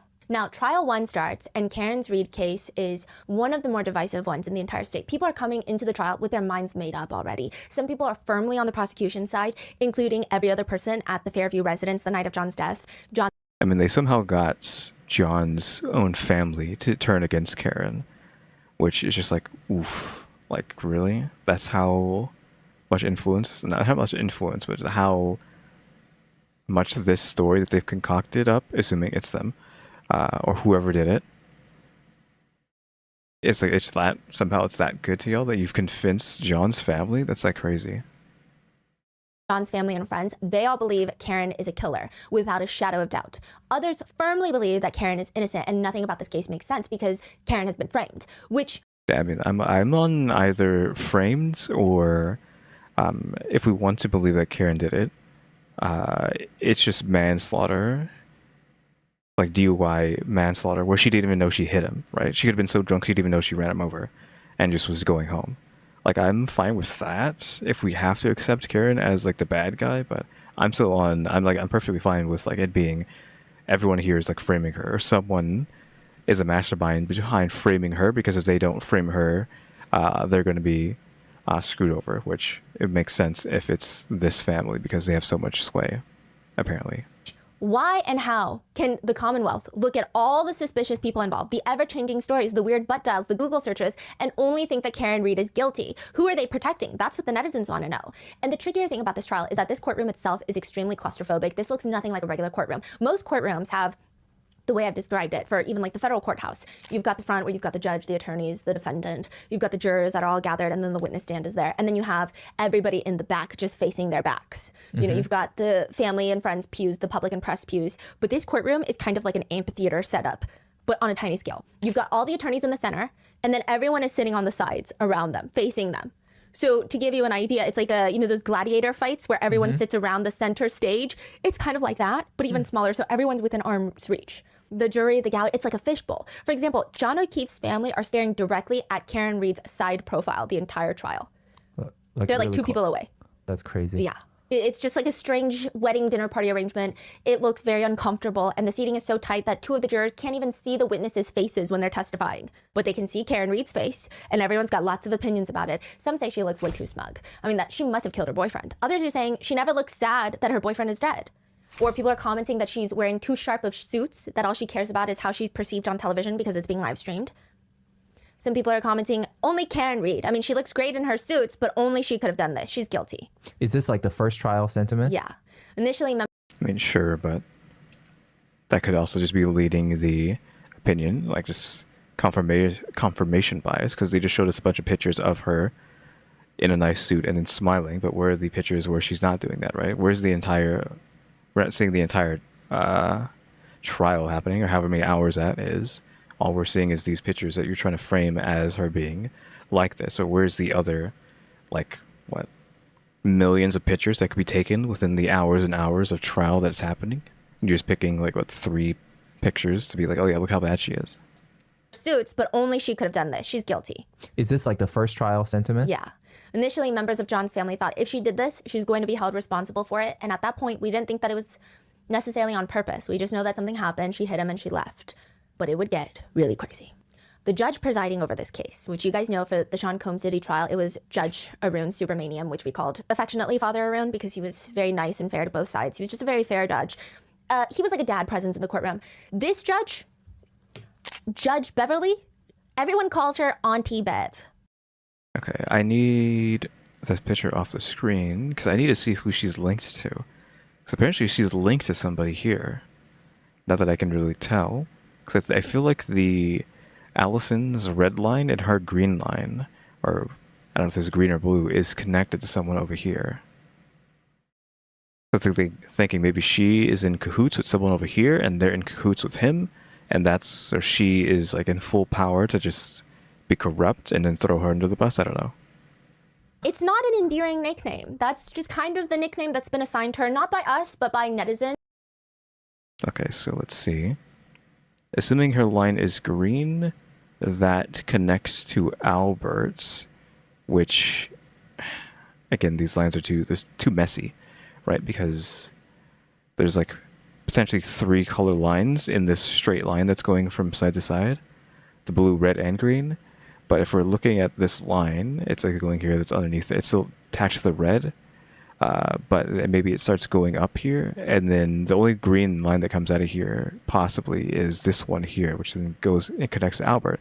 And who is Albert? Albert, obviously, with the last name, should be connected to these two. Which actually, who is he also connected to? So blue line over here, you're connected to Chris. Chris is connected to that guy. Who is this Albert, though? The McCabe's are like a branch of the Alberts, right? But this guy has a red line going down to someone over here. Well, actually, hold on. Where's this line going? Okay, it looks like he's connected to Brian. So red must mean children. So Colin is the child of Brian, ? And somehow this child is connected to oh, you can't even see her. It's connected to that woman, the judge, which we don't know what green means. He's also red connected to Chris, which that doesn't make any sense. So maybe it's not just for children, it's some sort of connection, because it looks like this red line is also connecting to Chris. It would make sense for both Brian and Chris to be connected to this guy. Or maybe, I don't know. What else color? He has green going straight to Proctor. What is with like so much going on? I don't know where now, just like linking off of this judge. Because the judge is connected green to Albert. Albert's connected green to Proctor. Proctor, obviously, is siblings. Is it siblings? No. Yes. Is siblings with this guy who might as well be like the head guy who's trying to throw her under the bus on the police station, right? So we're going like full circle where we have all these connections that are then all like converging on screwing Karen over. Also, they're connected as well, and then she probably has her own connections that connect to other people. And we will get into that in the next few parts. Wow. But yeah, like she's connected to many people who want Karen out of the way, is what I'm saying. Auntie Bev is so the netizens judge. do not like her. If you don't like Karen Reed, you like Auntie Bev. Ah, okay. I would say that 90% of people don't like Auntie Bev. Okay. Yeah. And both trial Auntie Bev. Wow, okay. A lot of the defense did not want Auntie Bev to be the judge for this case, but she did not care. She said, I'm staying no matter what. Adam Lally is the lead prosecutor for the first trial. They'll bring in another prosecutor for the second trial, and they'll pay him a lot more money. So the first trial, it's Adam Lally. The second trial, they bring in a new guy, Hank, and they pay Hank $500,000. Dang. The government, I guess the taxpayers. But Adam didn't get $500,000? No, Adam gets paid like maybe $90,000 to $100,000 a year. He's a special prosecutor. Mm-hmm. Yeah. Wow. So Adam Lally is the lead prosecutor in this case, and his opening statements, I can see why maybe they brought in a special prosecutor for this. This opening statement has largely been regarded online as one of the worst opening statements in the history of justice, which I use the word justice with a giant question mark in regards to this case, but I digress. Obviously, it cannot be the worst opening statement in history, but it's very bad. They were given an allotted 45-minute opening statement, which is very difficult. Okay. So we have, and I'm looking at the colors, like we have green, so this guy and this guy were on their side. Well, I keep saying their side. That's whoever is like against. So these are against Karen, but are we saying that Beverly is also against Karen? Even though she's a judge, she should be non-biased? Because he is on her side. He is her lawyer. So this is like, could all three of these be like her on her side? I'm not sure. Well, again, you can't even see Alan below me because the arm. I did move out of the way earlier, so you can see David, but I'm guessing like these three are on her side, and these three are on whoever is against Karen. Very difficult. The opening statements for the Diddy trial were hours each. They get 45 minutes. That's a lot of information that they have to put in to 45 minutes. This man, he lists 74 separate names. These are not names he says repeatedly, but 74 separate people are listed. Even Oh, that ad, let me like pause that. Let's skip that on my end. Turn ads off again. I forgot about it. Forgot to turn them back off. names. These are not names he says repeatedly, but 74 separate people are listed. Even for this episode, guys, I have tried so very hard to keep down the list of names until you're very familiar with these group of people so that not to over confuse you. The total name count is going to be a lot more because he's repeatedly said Karen's name, I don't know how many times, but 74 separate names are mentioned. Introducing 74 separate people in a 45-minute opening statement sounded more like a graduation ceremony list of reading off people's names one by one. He's not telling the jurors everyone that was in the house the night in question. He's telling everyone, every single law enforcement officer involved, who's doing the paperwork, the bartenders at the bar. It's like a town census. There's no narrative element to even tell me what happened. If the jurors were picked correctly, they should have no clue what's going on in this case. This opening statement would have only made them more confused. We extensively researched this case, and his opening statement still to this day confuses me. It makes me feel like I don't know anything about this case. He starts, John O'Keefe grew up in Braintree. He was 46 years old when he passed. He was the son of John O'Keefe Jr. and Margaret, or Peggy O'Keefe. He was a brother to Paul O'Keefe and his sister Kristen Furbrush. You'll hear the testimony from these firefighters, Timothy Nuttall, Anthony Formati, Matthew Kelly, Francis Walsh, Katie McLaughlin, and Greg Whitman. You'll hear from Rebecca Traders, who was working as a bartender. You'll hear from a couple named Nicholas and Karina, a friend of Mr. O'Keefe's named Laura Sullivan, as well as from her sister, Miss Mary Edison, as well as two firefighters named Daniel Whitley and Jason Becker. Damn. Okay. I will say the emotional part was the fact that John's niece was 14 when he passed away and his nephew was 11, and this would be the third guardian that they lose in the span of a few years because their mother passed, their father passed, and then John took them in, and then John passed. Yeah, yeah. And So- where are they now? I believe Paul O'Keefe has taken them in. The dad? No, the brother. The other brother. Okay. Lally is talking, and you do see John's mom in the back sobbing, and it is pretty depressing because, like I said, her daughter passed away, then her son-in-law, and now her son, and she's got these two grandkids, and I doubt that she even has time to really focus on her emotions.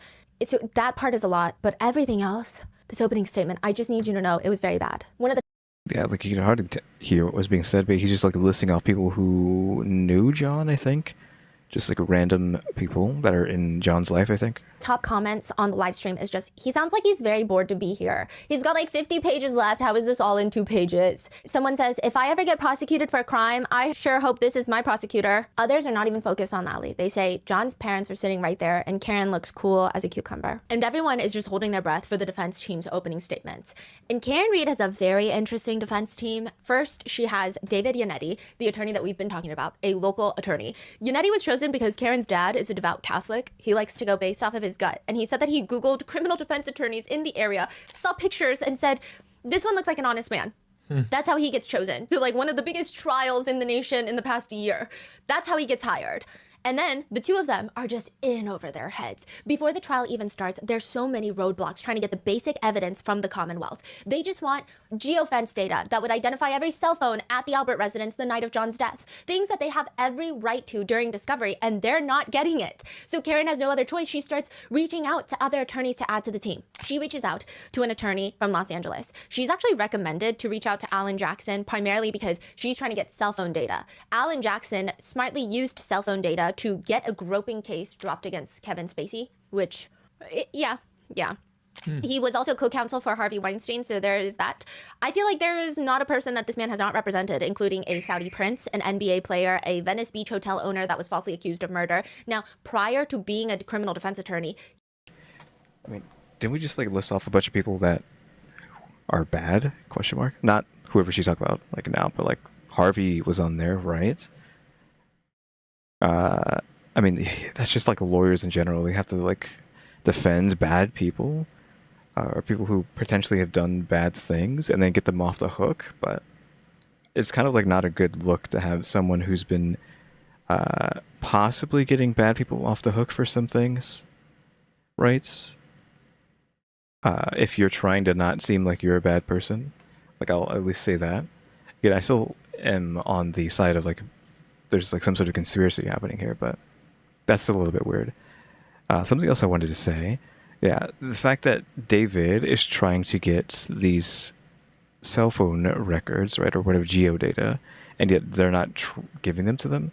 Like, I know you need to actually get the permission from the cell phone company themselves to do that, which the police have to ask them to do that, and then they have to agree to do that. But it's crazy that they're not doing that. So is someone stopping them from giving that data away? I feel like they wouldn't be big enough to stop that. So maybe the police, I think this section here is the police, plus this lady. Not that we haven't talked about that. We haven't talked about these three at all yet, I don't think.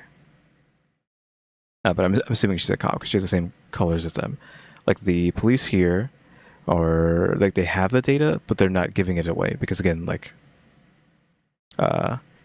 Proctor here wants to get her in jail. Like he specifically wants to do that with his statements that he's made.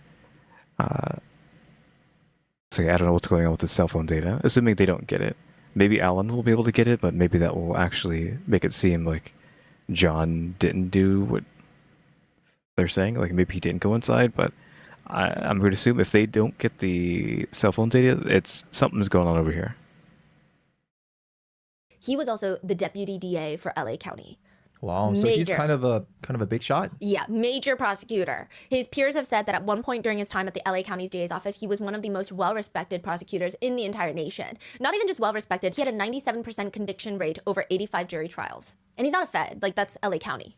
Right, and it established him as one of the most successful prosecutors in the nation. He was assistant head of the major crimes division in Los Angeles. He's used to high-profile cases. He gets hundreds of requests monthly for representation, which, if it's a numbers game, he's turning down most of the requests that he's getting every single month. So how does he decide which cases to take on? I'm so sorry. This is still first trial, right? Okay. These three, Elizabeth Little works with Alan Jackson, so she's going to take the case with him. These three are present for the first and second trial. And I'm going to mix like first and second trial together here and there because a lot of the same people testify.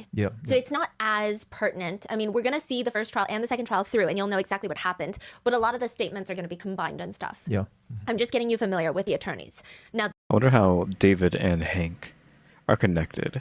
Because Hank's the enemy here. Again, if we're on Karen's side, Hank's the enemy because he's a prosecutor, right? But they do have a link here. So how are they related?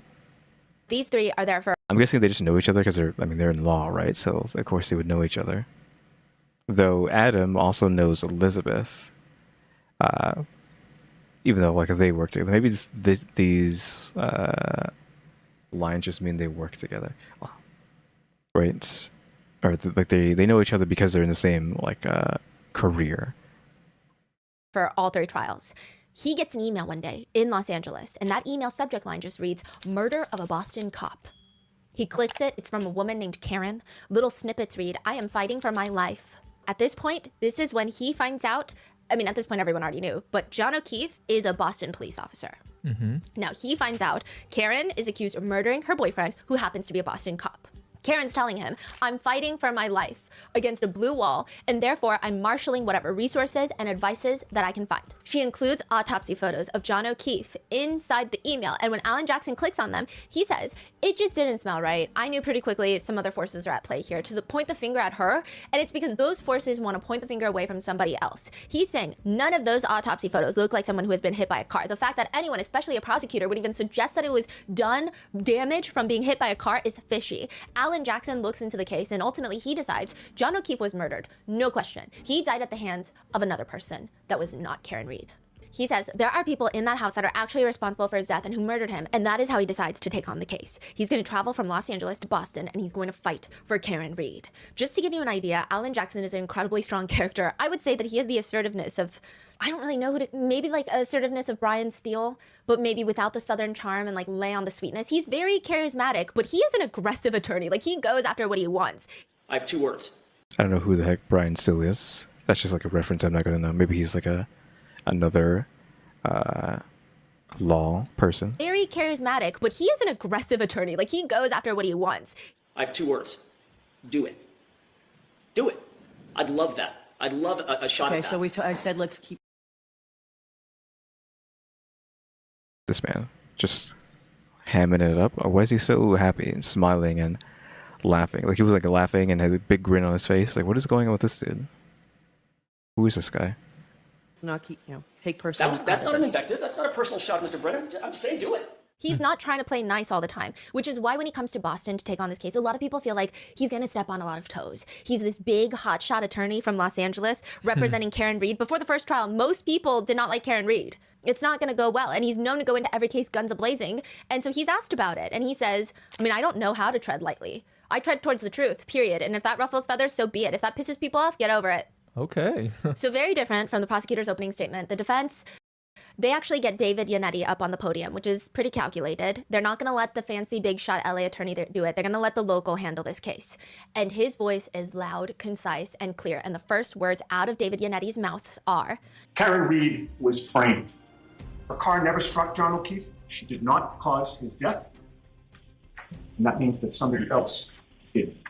Commonwealth will instead try to persuade you that Karen Reed supposedly had a motive to kill John O'Keefe because they were not getting along. You will conclude the notion that Karen Reed chose the start of a snowstorm to suddenly become violent out of the blue for the first time and intentionally kill her boyfriend by hitting him with a car and leaving him there with a house full of people inside is patently ridiculous. You will also learn that what's not ridiculous is that someone, not Karen Reed, ambushed John O'Keefe. Somebody probably didn't mean to kill him, but somebody went too far. nothing can really beat the defense team's confidence in the opening statements. To say that your client was framed is a very bold statement to say in front of jurors. Yeah, like that was like really like going in on that. To just be like, yeah, she was framed, end sentence, right? I could go with like, oh, I think I probably even said it, like they probably beat him up and left him for dead. I didn't say they like killed him. But yeah, definitely beat him up, left him for dead. Like I'm completely on that board. And also, I think either Carrie or Jennifer or both of them were the ones who were saying that her lights were broken, the side of her car was like messed up, right? Because Karen didn't know this. Carrie is saying they're the ones who saw it and was telling Karen about it, which you could see that as a crack in, you know, their statement of saying they were the ones who told her about it. Because it means they possibly had, what is it? They had access to her car, like while she was in the car or outside the car or something, and they had time to break Karen's lights to make it seem like she ran him over. Like these two could have been the ones who actually broke her car, and then like use that as evidence to frame her. He was one of Diddy's attorneys from the trial. I was kind of assuming that because like she just got done doing the Diddy stuff. Young thug and not guilty verdict during another trial. Not familiar with that either, though. I may not really familiar with trials to begin with, and of course I've ignored the Diddy stuff that she's been doing, but I guess that makes sense. Like he's another, just like a top dog, I guess, lawyer, right? Attorney. If you're going to say that, they're expecting you to back it up with a lot of evidence, with a lot of facts. And so for them to say that, it must mean something. Alan Jackson later says, I've never been more confident in anything I've ever said in a legal proceeding in my life. Karen Reed did not do this. There was no collision. She's the victim of a botched and biased and corrupt investigation that was never about the truth. Some netizens don't agree. They write, Karen admitted to hitting him and then changed her story after obtaining big shot attorneys. When? We have not heard her say she admitted to that. That never happened. Question mark. Again, like I think I'm on like what I just said. Like these two possibly tampered with her car, when she was in her hysterics, question mark, to make it seem like she did it, which that also, the problem with that though is that would mean that these two knew about what happened to him before this, though they were at the party. So if they were at the party and knew this, then, I mean, she was at the party. I don't know if Carrie didn't go. Jennifer was there. So I don't know. Maybe Jennifer did it then. Like, if Jennifer already knew he was dead, then she could have tampered with her car to frame her, and then Carrie just went along with it. I don't know. Others say, while the prosecution was boring, he was full of facts. This guy, he's more interesting, but it's all emotion, no facts. Others point out how Karen looks so smug, and it's so clear that she's excited to get... This is nothing face. This is not a smug face. This is just nothing. Just possibly like bored. I don't know. Get away with this. But others disagree. They say it's natural for Karen to come across mad and bitter. I mean, she was set up. Do you want her to be remorseful as she's being framed? Like, let's make it make sense. But the biggest problem is there are testimonies that Karen says at the scene of the crime, I hit him, I hit him, I hit him. So how do you go from I confessed to never mind, I was framed? Okay, well, are we actually going to give evidence that she said that? One of the firefighters at the scene, Timothy Nuttall. So Timothy, he's not on the board, but he's important. He's a paramedic. He gets called out to John's body. He says Karen was the most frantic of the entire group, just running back and forth, trying to press on John's chest, trying to wake him up, trying to talk to him to no avail. And he says, Timothy says, as he's trying to get information out of Karen, like, do you have any information on who this is? How did they get here? Do they have any medication allergies? He says he gets no information out of her except, quote, I hit him, I hit him, I hit him.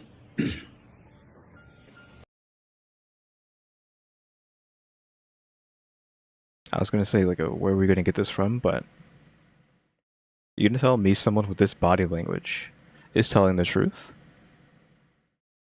I'm not some sort of analyzer or anything. I don't have a degree in such stuff, but let's watch it again. Even him, like, closing his eyes and taking in a big breath. Information out of her except, quote, I hit him, I hit him, I hit him. Like, the blinking, like slight looking, the cough that he does, the leaning his head back, like, hello? He gets no information out of her except, quote, I hit him, I hit him, I hit him. His voice even is kind of like warbly there. Like the blinking and the coughing, the chin up. Like the big breath, him closing his eyes and taking the big breath. How clearly do you remember her words? Saying to you, I hit him, I hit him, I hit him. I remember it very distinctly. Timothy says. Sure. I mean, we're playing devil's advocate for Karen, so that body language was not good. He's trying to understand more of that, and he testifies that he's asking Karen all these follow-up questions. Like, what do you mean you hit him? Like, did you hit him with your hand? Did you kick him? What happened? What do you mean you hit him? Did you just confess to murder? What do you mean? She just keeps repeating, I hit him, I hit him, I hit him. Timothy says he recalls those words coming out of Karen's mouth so distinctly. Another lead firefighter says he recalls Karen saying the same thing, but he's the lead paramedic on site, so he's got to work on John. So he tasks another person on his team on trying to get as much information out of Karen as possible. Katie McLaughlin, a firefighter. Ah, okay, so she's a firefighter. That's how she has a blue behind her. So she is part of, like, not necessarily law enforcement, but in the same kind of wheelhouse. Because I was saying, like, these guys over here must be cops. So she's a firefighter. He needs to get information from Karen Reed. Basic information. Who is this man? What is his date of birth? What's his name? How did he get here in the snow? Does he have medical problems? She needs to ask these and get the answers. Katie says at first Karen is responding. She's cooperating. She's very distraught, but she's cooperating. She says, quote, she was kind of moving around the scene a little bit, so I was just kind of following her. And then we came to a stop at one point, and I continued to ask, or I asked one more question. Katie says the last question she asks Karen is, has there been any significant trauma that happened before this? Katie testified that Karen says, I hit him. Quote, she repeated it. There was another woman standing across from her, Jen, who I believe at that point said, you're hysterical. You need to calm down. You're hysterical. But Karen continued to say, I hit him. And there was a police officer who was also in the vicinity with us. And he responded, you what? She replied it one more time. I hit him. And that officer signaled to somebody like, we got to get the sergeant out here, which would be Sergeant Sean.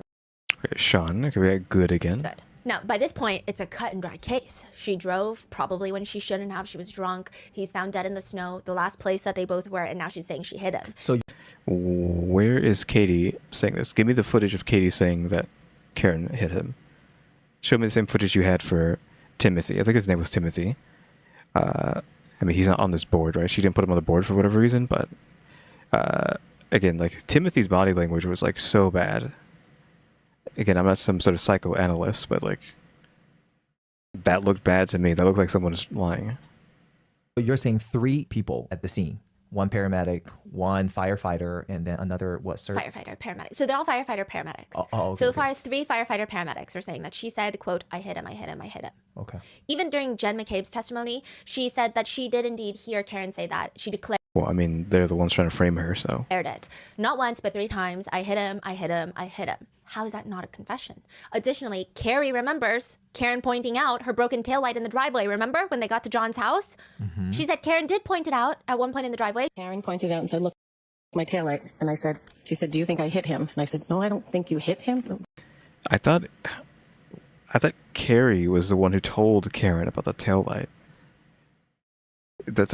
We got some mix-up here happening now. I swear that she said Carrie told Karen about her headlight, not the other way around. What are you talking about? Let's just go find him.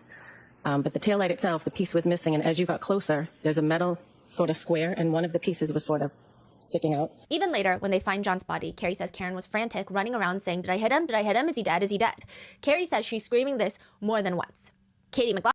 Like, I was thinking about, depending on when these 2 told her about the taillight, but apparently they're saying that Karen was the one who saw the taillight first. But if, back to what I originally thought it was, if these 2 told her about the taillight, she might have then assumed that she was the one who hit him in her hysterics, quote unquote. So that's what we can get that out of it, assuming she actually did say that, but that could have been influenced by them telling her her taillight's out. Lachlan is saying it was not a question. It was, I hit him, I hit him, I hit him. But like everything is weird. I mean, this is weird too. First of all, if that's what was said, why is it not in a single incident report? Nobody included it in the incident reports. The firefighters that testified that, well, they say, well, we're writing the patient care reports. That's why it's not on there. Another firefighter, Timothy, he says the fact that Karen said she hit him doesn't really contribute to providing life-saving care, and they're just paramedics. He says it didn't really help at the time. Again, I wasn't able to chase anything down from that. I just kind of took it, noted it, and moved on with my aspect of the life-saving measures. Not to tell Timothy about his own job, but you're trying to do life-saving care. I think knowing how the person took damage and like what caused the damage would help you understand what you need to do to save somebody's life. Hello? Like saying the person got stabbed, the person got shot, the person got ran over. Those are 3 different types of wound or damage that you need to know how to deal with. And treating one is not going to be the same as treating the other, right? So that is imperative information. Hello, Timothy? Am I crazy to think that? Timothy, hello?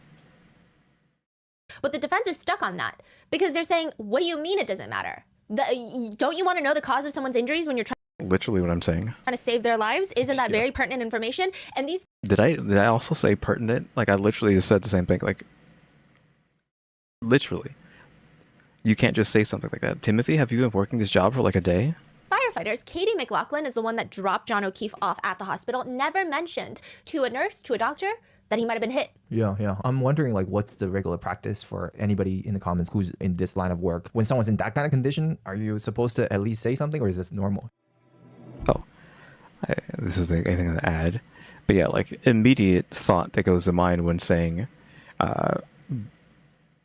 like, that's not pertinent information to them trying to do the job. Like, what do you mean the way someone has gotten hurt is not pertinent to you doing your job? That doesn't make any sense.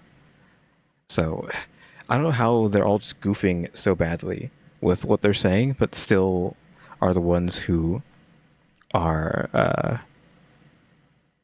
winning, right? Because I don't know what happened to Karen. I don't know if she's in jail now or what, but like, how are they the ones who won when they have so much like micro goofs in their like stories, right? That just keep changing with time, like over time as well. Yeah, the hitting thing. I don't know if she actually said that or if that's just something they're making up again because of, you know, the family who's involved here has like a lot of power. But again, she could have just been influenced by the fact that Jennifer and Carrie were telling her that her headlights were out. Again, for my version of the story, where I thought Carrie and Jennifer were the ones who And told what's her even that. weirder is, okay, a lot of netizens are like, fine, maybe the paramedics have a point. However, Katie McLaughlin testified that one officer overheard and said, "You what?" Officers should be putting that in their reports. Yeah. Yes.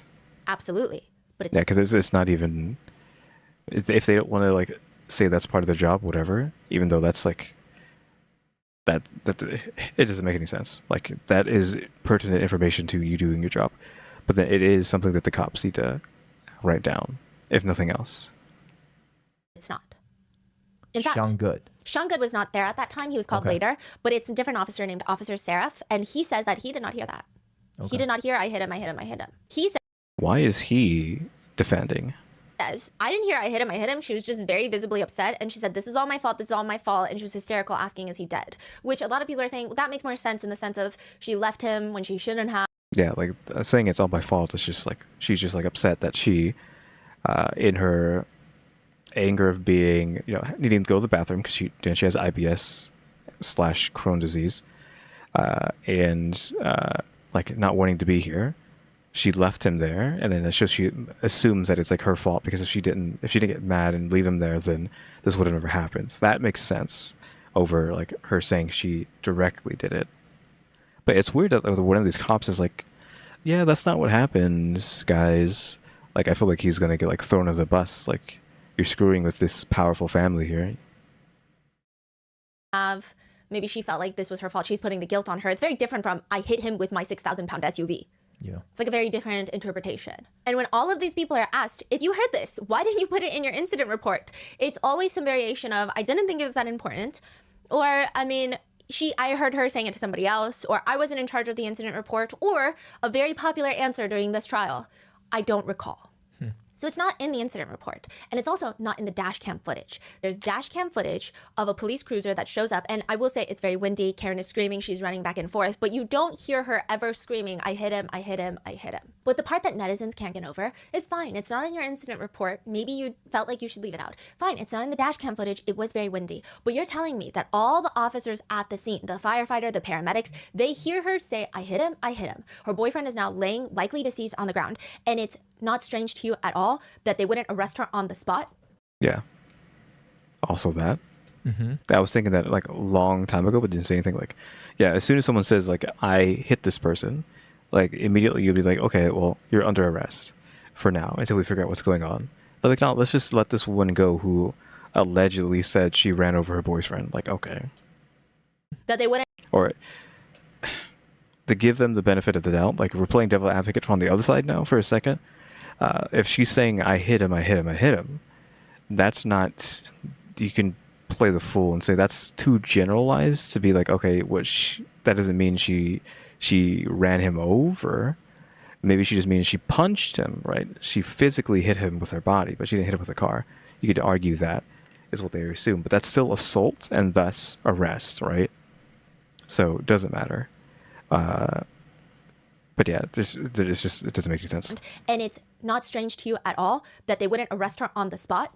That they wouldn't take her into custody on the spot, or at least interview her extensively on the spot, take her to the police station on the spot? So the question is, if that's true, why would all these unrelated officers lie about something like this? Are they just incompetent, not writing it down, and now they're trying to get the job done? Like, what's the problem? Well, maybe they're not all unrelated. One very strange detail about this case is John O'Keefe, a Boston police officer, is found on the front lawn of someone's residential home. That home is never searched. The homeowners are never formally questioned. It's like they're not even people of interest. Even though a lot of people believe that John's injuries look more consistent with a fight rather than a car accident, nobody questions them or searches their house. Does that seem like normal protocol? Yeah, I keep been saying it from the beginning that the family just has too much power. Stephanie herself pointed out that like they have like a lot of power within some sort of high position. And again, we can even go back to what I was saying earlier, that this judge here is connected to Albert over here, who's connected to Chris Albert, who's also connected to Brian Albert. Who is Brian Albert? Brian Albert is the son of these two. So somehow this judge is connected to this person who might be the son of this guy. who is the son of this powerful family. So all these people get connected from the judge who's reigning over this entire thing to begin with. Like, so all the, like, everything is against her. Like, literally the judge has connections to this family. All these police have connections to this family. Everybody, like, literally anyone who's in power is connected to this family. Yeah, and that allegedly is his last time was alive. And that's still their property. It's their property. It's their property. Have you ever seen someone crazy. found deceased on a property and that property is not searched extensively? It doesn't make sense. Why? During cross-examination, Katie McLaughlin, the firefighter that said that she distinctly heard Karen say, I hit him, is asked by the defense attorney, who's Caitlin Albert? Homeowner's daughter. I went to high school with somebody named Caitlin Albert. Okay. Well, is that just like some random person? She doesn't know whose property she was on. She's like, oh yeah, I went to school with Caitlin. Like, do you not know that the house that you were at is Caitlin's parents' house? So do you know Caitlin Albert? I do. You're friends with Caitlin Albert. I would say more acquaintances, not close friends. I would say that we have mutual friends, so we might see each other occasionally because. Okay, so we have the green line here. The green line here only goes to Caitlin. So again, it's not even just like that. Again, the judge themselves is in cahoots with the family, but now this paramedic, firefighter, is in cahoots with the daughter of the powerful family. She's even closer to them than her, 'cause she has to go like what? To here, like to Albert, then to the son, then to them. She's like straight here, just diagonally up. Because we're mutual friends, but we don't have, you know, one-on-one friendship or hang out regularly. Who's her dad? I don't know. I can tell you, Caitlin Albert's dad is Brian Albert, the homeowner. Mm-hmm. How many years, how long of a span have you known Caitlin Albert? Since high school, so maybe 10? And you know her family generally. I don't. You don't know anything about her family? I don't know her family. And netizens just feel like it's incredibly hard to believe considering there were only 214 students in her graduating class. So Also, I wasn't looking at Katie's she's saying, I went to high body language there. I probably should have, like with Timothy. school with someone named Caitlin Albert, but also your class only has 200 people in the grade. That's a weird thing to say. If you're asking me someone I know that I went to, I would just say, oh, I went to high school with them. Yeah. I wouldn't say I went to high school with someone named. Mm-hmm. Have you ever been to her house? Not that I recall ever being there. Not that you recall, or you haven't. There's two different things. I don't recall ever being there. Okay, so you might have been there, you just don't recall. I don't recall ever being there. A lot of people don't like the evasiveness. If you haven't been there, just say I haven't been there. Yeah, she's using specific language. Her body language was whatever, but her language is being used as suspicious. Just say I might have been there maybe once, like 10 years ago. Yeah. Okay, if I Like saying I don't recall being there fills in the hole that if they somehow have evidence of you going to the house, then you can't be got on the fact that you specifically said you have never been there, but if she says she doesn't recall, or if she doesn't recall, that means she might have, and that she can't be in trouble for if they find evidence of her having gone there. I were to ask you if you've ever been to her house, yes or no, you cannot answer that because you don't recall. You cannot recall, correct? I would say, I lean towards no. I have no recollection of ever being at her house. The defense shows a picture of Caitlin Albert and Katie McLaughlin on the beach. They've gone on trips together. Okay, they've gone to the beach, trips and whatnot. That's technically still not true. It's technically still true. She's not been there, but they seem to be having more fun than she's letting on, at least. With big friend groups. When was it, though? She makes it seem like she hasn't seen her since high school, but there are pictures just months before the incident of John's death where they were at a baby shower together, where there's pictures of them. And there's just copious pictures of them socializing together. And she states, well, that's because her friend group is friends with some of my friend group, but we're never really like friends. We never really hang out. But you were just like in a picture together next to each other? But it's just the way I think it's less about the photos. It's less about like the photographic evidence. It's more so she's being so evasive. It's almost like she wanted to say that Karen is guilty and that family has nothing to do with it. Don't even mention their name because I don't know them. Yeah, so that's why people are saying it's weird. She's like the main one testifying that Karen said I hit him at the scene. And turns out she's acquainted at the very least with Caitlin Albert. And now this is the part that's going to get confusing. I'm going to go over it now, but I will revisit it every time because it becomes very important. So don't get stressed if you don't recall everything. So how's it going to be confusing? So how many more of these people are going to be connected to these people? I also see that because I'm just like looking now. Because now this person who's testifying against Karen is in cahoots with them. The judge is in cahoots with them. I see that this guy, who I'm assuming is a cop, he is linked to Carrie. So that's another person who could be in cahoots. I don't know. Where's this green line going? I can't tell if that's going there. That's going to Proctor. We still don't know who these mystery people are. Like, that could be a problem. Again, like, this guy, mystery person, is in cahoots with the Alberts as well. Sean, what are you doing? Sean is going to Proctor. And Proctor is, for some reason, in cahoots against Karen, because he just is directly linked to the Alberts, so we can say that, but that's getting a bit messy at that point. But we have the Alberts. Now, I've never been to Canton, but I feel like after this case, if the population of Canton, Massachusetts is 100 people, half of them are Alberts or related to the Alberts. So let's start with the Albert original siblings, the main siblings. Brian Albert is the eldest of 7. Only like 4 of the siblings matter. Brian is the top dog. He's married to Nicole Albert, who happens to be Jen McCabe's sister. Now, Brian and Nicole, they have kids together, but the ones that matter are Caitlin and birthday Brian Jr. They also have a dog, Chloe, very important. Then Brian has a brother named Chris Albert. Okay. Okay, so that's who Chris over here is. That's a brother. I think we already knew that earlier on, but it's just forgotten. But yeah, that's a brother. The brother is linked to mystery person. He's also linked to Colin Albert, and Colin Albert is linked to Brian, and Brian again.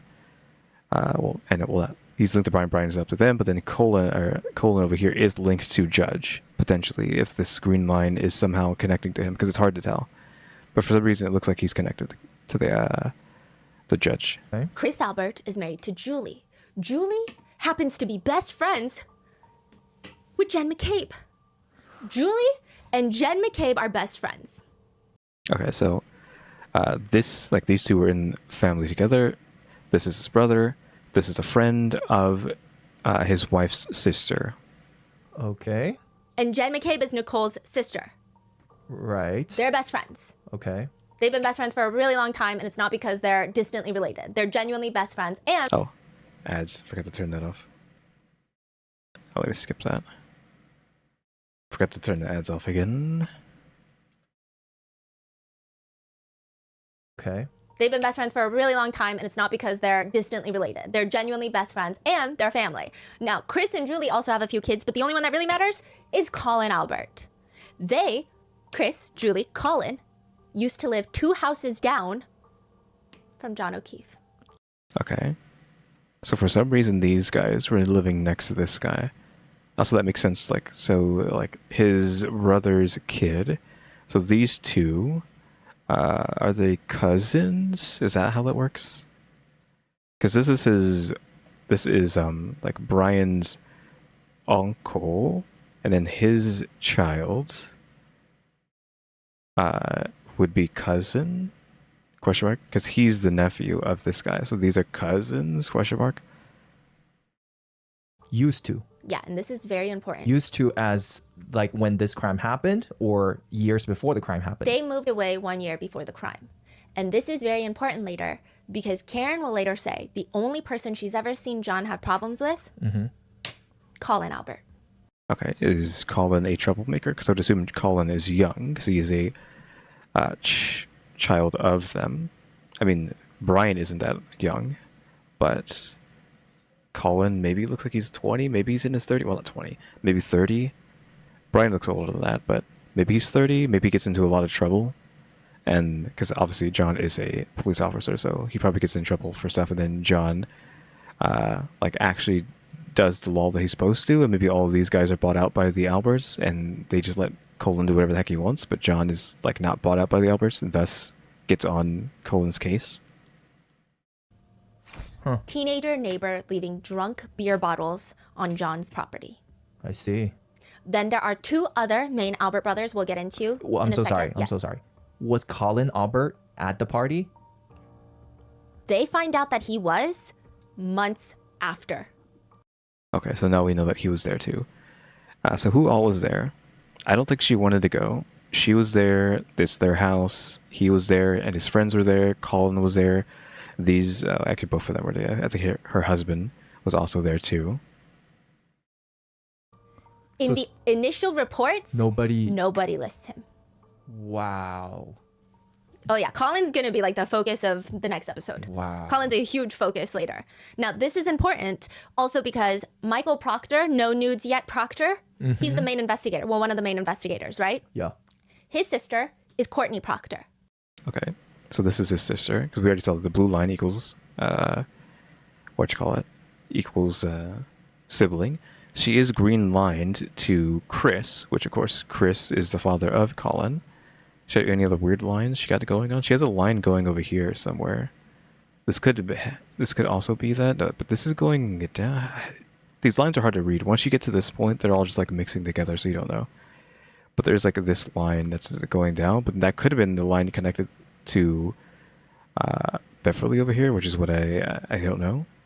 Like this line might be going to Beverly and not Colin, because Colin has a green line here. I just don't know where the heck it's going to, because there's just too much mess happening here at this central section.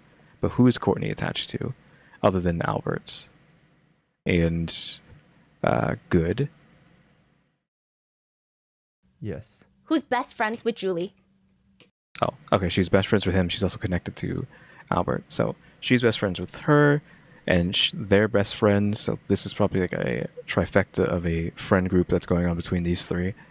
Also, like I said, so she's in cahoots with this branch of the Albert family. She's also in cahoots with Good, who is like one of the main officers involved in this case.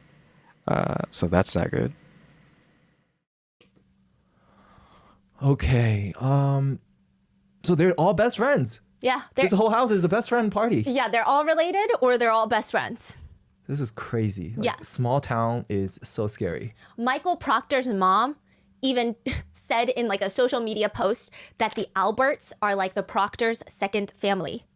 When she got married, when Courtney Proctor got married, Colin was the ring boy. Colin Albert is basically Michael Proctor's ring boy?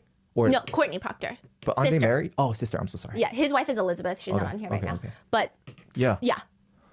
Jeez, okay. So there is a death outside the Albert family house. And this man's sister is best friends with Julie Albert, who's best friends with Jen McCabe, and they're all related to an Albert, or they're married to an Albert. And there's a death outside. The man investigating the case is very close with the Albert family. So close, in fact, that they call them the second family to the Proctors, and yet he does not recuse himself. He does not pull out for conflict of interest. Nothing. In fact, his sister is so close with Julie Albert that during the initial investigation into John O'Keefe's death, they call each other nonstop. And Julie, will not recall what was discussed in any of those conversations. I mean, duh, they're obviously getting their story straight. Like, the only people who aren't in cahoots with the Albert family of this town are obviously John, Karen, and then, I mean, some of these people who are just, like, lawyers, but probably some of them are already in cahoots with the Alberts to begin with, but, like, this which way do I need to turn? Like, it actually shows it. There we go. This Alan guy, he is from like a completely different state, so he doesn't even matter. This guy is local, I think, but he actually wants to take the case and he wants to get her off, but like he thinks she's framed, so he wants her to not get in trouble. And Elizabeth just is a pair with Alan. These two, though, who knows if they're in cahoots with anybody else? Though they're only really tethered together, so I don't know if they're in cahoots with like her and she's in cahoots with the Albert family, or what. Courtney's brother is in charge of figuring out everything, what happened. Meanwhile, Julie Albert is like tapping that phone line nonstop. Yeah. Okay, and I will say lead investigator is a little misleading. He does have a supervisor, Buchanek, that's going to be a huge part of the next episode, but Buchanek is also not a good person. But this guy, he's the one that is searching through Karen Reed's phone. Yeah. Yeah, so lead investigator, but like you get it. Now, Karen's attorney says, you'll learn that right from the jump, Michael Proctor predetermined the outcome of this case and never stepped foot inside the Albert home on January 29th, 2022. He never checked out if there were signs of a struggle inside the home. He never called crime scene technicians and other specialists to look for blood or other trace evidence within the home. He never asked Brian Albert for permission to go into the home and look around. Michael Proctor never applied for a search warrant to go in that house. Instead, he focused immediately and exclusively on Karen Reed, the outsider. bartender. No one in the Proctor family had ever called the Reed family their second family. No one in the Proctor family had been in a wedding party with anyone else from the Reed family. There are pictures. I forget what I was going to say. I was going to say something about this. Of the Proctor family and the Albert family dating back to 2012. But these are not the only strange connections. Carrie Roberts lives on the same block as one of the paramedics that responds to the scene. But that's normal. It's a small town. Everyone lives next to everyone. But what's interesting is that there are many investigating bodies on this case, so just to not get it confused. Some of the main police officers that first arrive at the scene are Sean Good, Paul Gallagher, and Michael Link. Okay. These are Canton police officers. Okay. Michael Proctor is a state police officer. Canton is the town, state police. They have different jurisdiction, but they don't, nobody's above each other, right? They don't work together? No, they do kind of work together because they all operate in Canton. Yep. He kind of works with them too. So they all kind of know each other for sure. Right, okay. But different jurisdictions, different departments. Now, Carrie Roberts' daughter is best friends with Michael Link's daughter, Officer Link. Yeah, so that's what this link here was. I was talking about this earlier, where for some reason Carrie is linked to this dude. I guess that's how their children are linked. In fact, the day right after, January 30th, 2022, Carrie and Jen McCabe, Reebok sisters that have never seen each other since 6-7 years ago when they went to buy sneakers at Reebok, suddenly they're hanging out the next day. Yeah, I remembered what I was going to say. Because they obviously never investigated their house, if there's any evidence in their house to be found, it's all gone now. Because it was like, what, months and years later? Like there's just nothing left, right? You'd assume. So it's just all gone. So they really can't find anything unless they didn't do a good cleanup job. But if they're in cahoots with all these police officers and like just everybody in the government, then they would probably know how to clean a place up. Maybe like they can get help from the cops to make sure the place is unable to have any sort of evidence left over. I don't know. You know, if you just like cover their entire house in like liminal or something, I don't think that's going to find anything. That's what I'm saying. They go to John O'Keefe's house to talk to Mr. and Mrs. O'Keefe. And then they stop by Michael Link's house. They say it's to drop off Carrie's daughter, but it's strange, isn't it? They both went to drop off Carrie's daughter? Michael Link is also best friends and grew up with Chris Albert. Wow. So right when... Where's that link? It's one of these green lines. Yeah, one of these green lines go up to them, so they're friends. So like all the cops are friends with the Alberts. Like, is there anything you can even do in Massachusetts / Canton against the Alberts that's just not going to get you like eliminated, right? If they just own the place and like there's nothing that can happen unless like we take it up with like the feds or something, right? When the 911 call was submitted, it went to Sean Good, Canton Police. So this is the local jurisdiction. Canton, Sean Good, Gallagher, Link. They're all Canton. Yep. The troopers eventually get involved. Tully, Buchanan, and Proctor. But they're still going to keep working with the Canton Police. In fact, they're going to bring Karen... I'm so sorry, yes. but why did these troopers get involved eventually? Do you see this guy, Kenneth Berkowitz? Yeah. He's the chief... We haven't talked about him yet, but he's the first person I noticed who actually looks like a cop, which is why I assumed these blue colors were the cops. Chief of the Canton Police Department. Okay. He says, Kenneth Berkowitz, he's the chief of the Canton Police Department. Okay. He says we should probably recuse ourselves for conflict. Huh. Why? How so? Because it's too related? Too close? Do you remember I was talking about the town selectmen? Yes, Brian Albert. No? No. Oh. Just the town selectmen. You got like 3-5 people that are acting like mayors. Yeah. Chris Albert is a town selectman for Canton. Okay. Kenneth Berkowitz endorsed Chris Albert.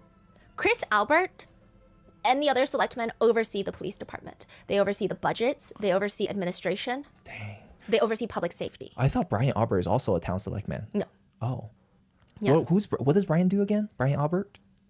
You're going to tell me later? Yeah. Okay, okay. Okay, so I was like, I could have sworn she was saying that they were the selectmen when she was talking about selectmen. So no, his brother is a selectman. What the heck is he then? He's a town selectman. Kenneth Berkowitz endorsed him. Right. And they all just kind of know the Alberts. So they're like, maybe we should recuse ourselves, call in the state troopers. But the state troopers, they don't really stop working with the Canton Police Department. In fact, when they tow Karen's car, they bring it to the Canton Police Department and storage it there. But that doesn't make sense, like you're saying, because all these cops, why are they protecting Brian Albert? Especially when the victim is a cop. Like, it just seems strange. Do they just love the guy? Or does it have to do with the fact that maybe they love Chris and Brian is Chris's older brother? Well. Okay, finally, we get to see who this is. Kevin Albert is obviously an officer. So they have an officer they have an Albert in the office, in the law enforcement. I don't know why I couldn't say that. Kevin Albert, another Albert brother, is also a police officer. There. He is the brother of Albert. Two different mothers or fathers here. Because obviously Chris is his brother, but then Chris is the brother of Kevin. So different parents for Kevin Albert. A detective at the Canton Police Department. So now these Canton police officers, their only connection to Brian Albert is not just Chris Albert. It's also Kevin Albert, who has been working for the Canton Police Department for 18 years. Right. They're all colleagues. They're all colleagues. But still, We've already seen from Michael, like, what the kind of, like, scummy things that they're doing behind the scenes. Victim is also a police officer. Why would they prioritize distant connections over a police officer who is deceased? Michael Proctor's text messages get read in court, and during the investigation, one of his childhood friends asks him along the lines of, with a dead body in the front lawn, the homeowner, in this case, is probably going to catch a lot of grief. Like, they're probably going to have a lot of legal troubles, lots of investigations happening. Yep. Michael Proctor responds with just one word, nope. And then he texts again, and he explains why the homeowner, Brian Albert, is not going to catch a lot of grief. He says, quote, the homeowner is a Boston cop too. They're all cops. So this is not just a Blizzard party. Wait, so Brian Albert... Okay, so Brian's also the cop. Okay, well, that makes even more sense. Cop, basically the mayor of the town, and they're all in cahoots with the rest of the cops, so oof. Cops. John O'Keefe has been a Boston cop for 16 years. Brian Albert is also a cop with the Boston Police Department. Same police department, Boston. But he leads the fugitive unit. So this is like a big cop. There's 4 main law enforcement bodies that you need to know for this case. Let's just make it easy. First, Boston PD. Brian, fugitive unit, and John O'Keefe has been there for 16 years. John works under Brian? Not under him directly, but he works in the offender registry department. Okay. Brian works fugitive. Okay. This is like big boy cop.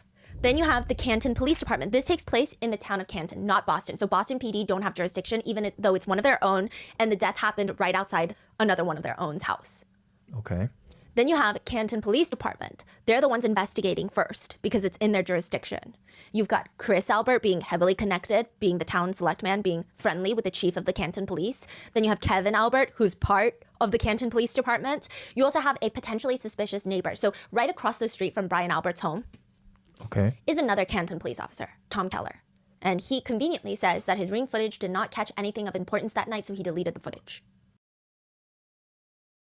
I was talking about having dash cams and stuff earlier, but I mean, I guess if you're all in cahoots with the cops, then it doesn't really matter, right? Because they can just delete the footage.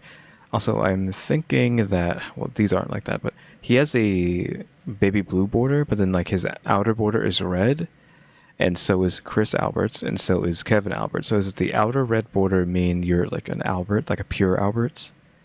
And then whatever the baby blue means, who knows what that means? Like a specific kind of cop? I don't know. Because I didn't realize that we have like extra layers like that. You know, like we have different colors. Well, I guess it's only the red. We just have like the red outer border for these Alberts here. You're f***ing shitting me. Who deletes ring camera footage? Does anybody do that? Not that I know of. I mean, if you run out of space, then it makes sense if you don't have enough space, but it's... How is this woman in trouble? When again, with all these coincidences stacking up of like evidence just being lost and not actually being said. We're saying that she said this stuff, but we don't have evidence that she said that stuff. Crazy. So everybody is in on it. Everyone's connected. All these Alberts are in the police force. Yada yada Canton yada. police chief is like, maybe we need to recuse ourselves because we've got way too much conflict going on. Michael Lank is best friends with Chris. Everybody's buddies. So they. Why is he actually being like, hey, maybe we shouldn't be a part of this? It's weird that he's like if I'm reading this right, like he's actually saying, hey, we probably shouldn't be involved with this because literally everybody and their grandma has interest to not, everyone has interest to screw over Karen. So maybe we should not, not necessarily screw over Karen, but not actually talk about what happened to John if it was someone over here. It's weird that he's actually saying that. They call in Massachusetts State Police, which are these three. You got Tully, Buchanan, and Proctor. Proctor's got deep connections with the Alberts. And then you have, that's the third body. Then you have the fourth body, the feds. Oh, the FBI actually is going to show up.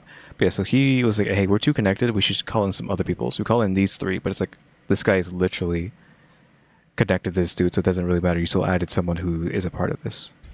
Because the FBI has opened an investigation into John O'Keefe's death. I mean, they've opened an investigation into the investigation of John O'Keefe's death. Is that... Yeah, what happens when we find out like 10 people on the FBI team have the last name Albert or are somehow connected to that? They're part of the McCabe family or something. After the first mistrial or? Or the Proctor family. It's actually before the first mistrial. Really? Because everything is so strange with this case. There are so many layers of suspicion, but let's just go to surface level. So is that why Michael Proctor's text messages, all things are released, is because of the feds? Yes, so the feds, they actually give it to the defense in the Commonwealth, the text messages. Wow. I don't think they would have gotten this. So the feds are kind of the one that's helping in a sense. In a sense, yeah. One more thing, like I see the colors, right? I kind of see I see all these cops in the navy blue, I guess, and then I see the lighter shades of blue. Are they both cops or? Okay, yeah, so let me go through my colors. We've got the red. We are 2 hours in this video. Technically it's shorter because I do have this like fast forwarded at like 0.25. 2 hours into the video, and she's finally talking about the colors. I mean, we already kind of figured out some of it. Like again, the navy blue here is cops. I do see that we have her here with this lavender color. She's this. We also have her, which is Proctor's sister, who's friends with this Albert, who's like the married one. Like this is like Albert. She married into the Albert family, but like she is navy. I mean, I want to say navy. She's the lavender color, but I see down here these two people are also this lavender color. So are they also Proctors? Is she like? Is this the family before then? Because she married in. Right, she married into the Proctors. So is she like whatever family branch that she's part of? Maybe even the same thing with these two. And where is this person connected? There's the blue line. The blue line goes to Keith. So how is this family line connected to him? Like this is his sibling? That's weird. So we don't know who this is, but this is the sibling. So this person down here is a sibling of them. But we already know about Paul, right? Does he have like a couple siblings? Who is this if it's not Paul? And who is this person? Isn't connected to Proctor, so that must mean it's possibly someone who's related to these two. I don't know. Red for the Albert family, the main Alberts, big Albert. Okay, so red is like the red outline is Albert, and this is just like an outline because they also have like another. They have two stages of familiarity, right? Because they're an Albert, but they're also whatever this baby blue is. Right. Okay, yep. And then he's the light shade of blue. So light shade of blue are any law enforcement personnel that are not investigating the case. Okay, so he's not investigating because he's deceased. No clue who Higgins is. Of course, he is a cop. He's also part of the law enforcement. The other brother is also law enforcement. Same thing with this one because he is too close to it, I'm guessing. Also an Albert. These are the ones investigating, I'm guessing. Same thing with her. Don't know who the oranges are other than just McCabe's, I guess. That are involved but not investigating. So Brian Albert, John O'Keefe, right? And then you've got Kevin Albert, Chris. He's not, I mean, he oversees the police department, so law enforcement. The dark navy are people that have actively investigated the case. They're all law enforcement. Right. So the red is big Alberts. The orange are the secondary Alberts. That is... Can't even tell if this is orange because it's so blown out over here. Possibly because of this, but like the bloom on this image up here, and I could not have told you this was orange. I would have said this was red because it's so dark, so vignetted, so blown out. Like the color saturations are like so out of whack over here, like and dark. I could not have told you that this was supposed to be orange. It looks red. I mean, it could be orange, but it's just it's so messed up over here. So interesting. So Kevin Albert is part of the same department. Yes. Like he's not investigating. No. but he's still like talking to them every day, right? He was getting daily updates. Yeah. Even when Canton PD recused themselves. That's freaking crazy. And that's just his brother's home. Straight up brother. Brother's home. And Yeah. he's like talking to his buddies about the investigation. Oh, and the chief of police, Kenneth? guess what the selectmen, they have control over appointing chief of police for Canton. And then you've got the McCabe's that are in yellow. So it's like red, orange, yellow, right? This is supposed to be yellow. Again, would assume that's orange because, of course, I could just show you what yellow is because I'm using yellow. Like this is yellow. So this light is really blowing out this color because it looks orange. It looks like an orange, yellow, yellow, orange. You know, the crayon, orange, yellow. That's what it looks like. This is pure yellow. So yeah, these lights aren't doing justice to the colors here. And then the green are prosecution and Auntie Bev. Pink is anyone Working with Karen? through Karen. Okay. Yeah, we already figured all that out. And then purple is anyone that's important just for the events, but not necessarily part of the Alberts or McCabe's.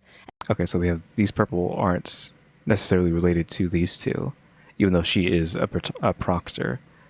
They're just important. And then white is not that important, and we might replace them. We're going to This guy's just here for no reason. They're siblings, though. add more people onto this as this goes on. So That's crazy because this looks like you go to Kentham and then you pull the most connected or influential family together. And that's it. This is the whole family run the town. And then someone is investigating, not them, but someone is found deceased outside their home. And so let's get into the first layer of suspicion before I leave you before the second episode, because I know it's getting long. But there are a lot of conversations about the initial 911 call, mainly because John O'Keefe is missing, and to the point where Karen is frantic and hysterical, yet she never calls 911. Some people... Okay, sure. Though, she's saying like this video is getting kind of long. And it's like, the next two videos are like, I'm pretty sure at least 3 hours long, if not like slightly longer than that. Like, that's going to be a rough one. This video of me recording this is 3 hours so far. As is, like, it's over 3 hours. Like, this stream is over 3 hours long. It's going to get close to 4 hours, but probably not quite. I'm not going to try to stretch it out too long. Technically, we could stack on another 40 minutes to this. I kind of want to be right back, but I feel like, can everyone wait for like a minute? Because I kind of need to be right back. So yeah, just give me a second to be right back, please.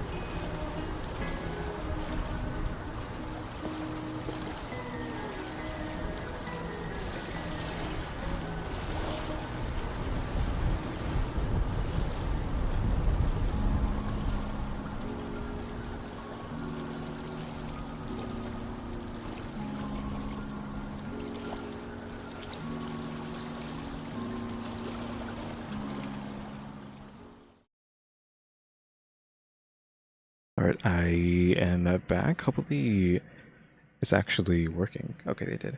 Yeah, it seemed like it was like stalling out, like the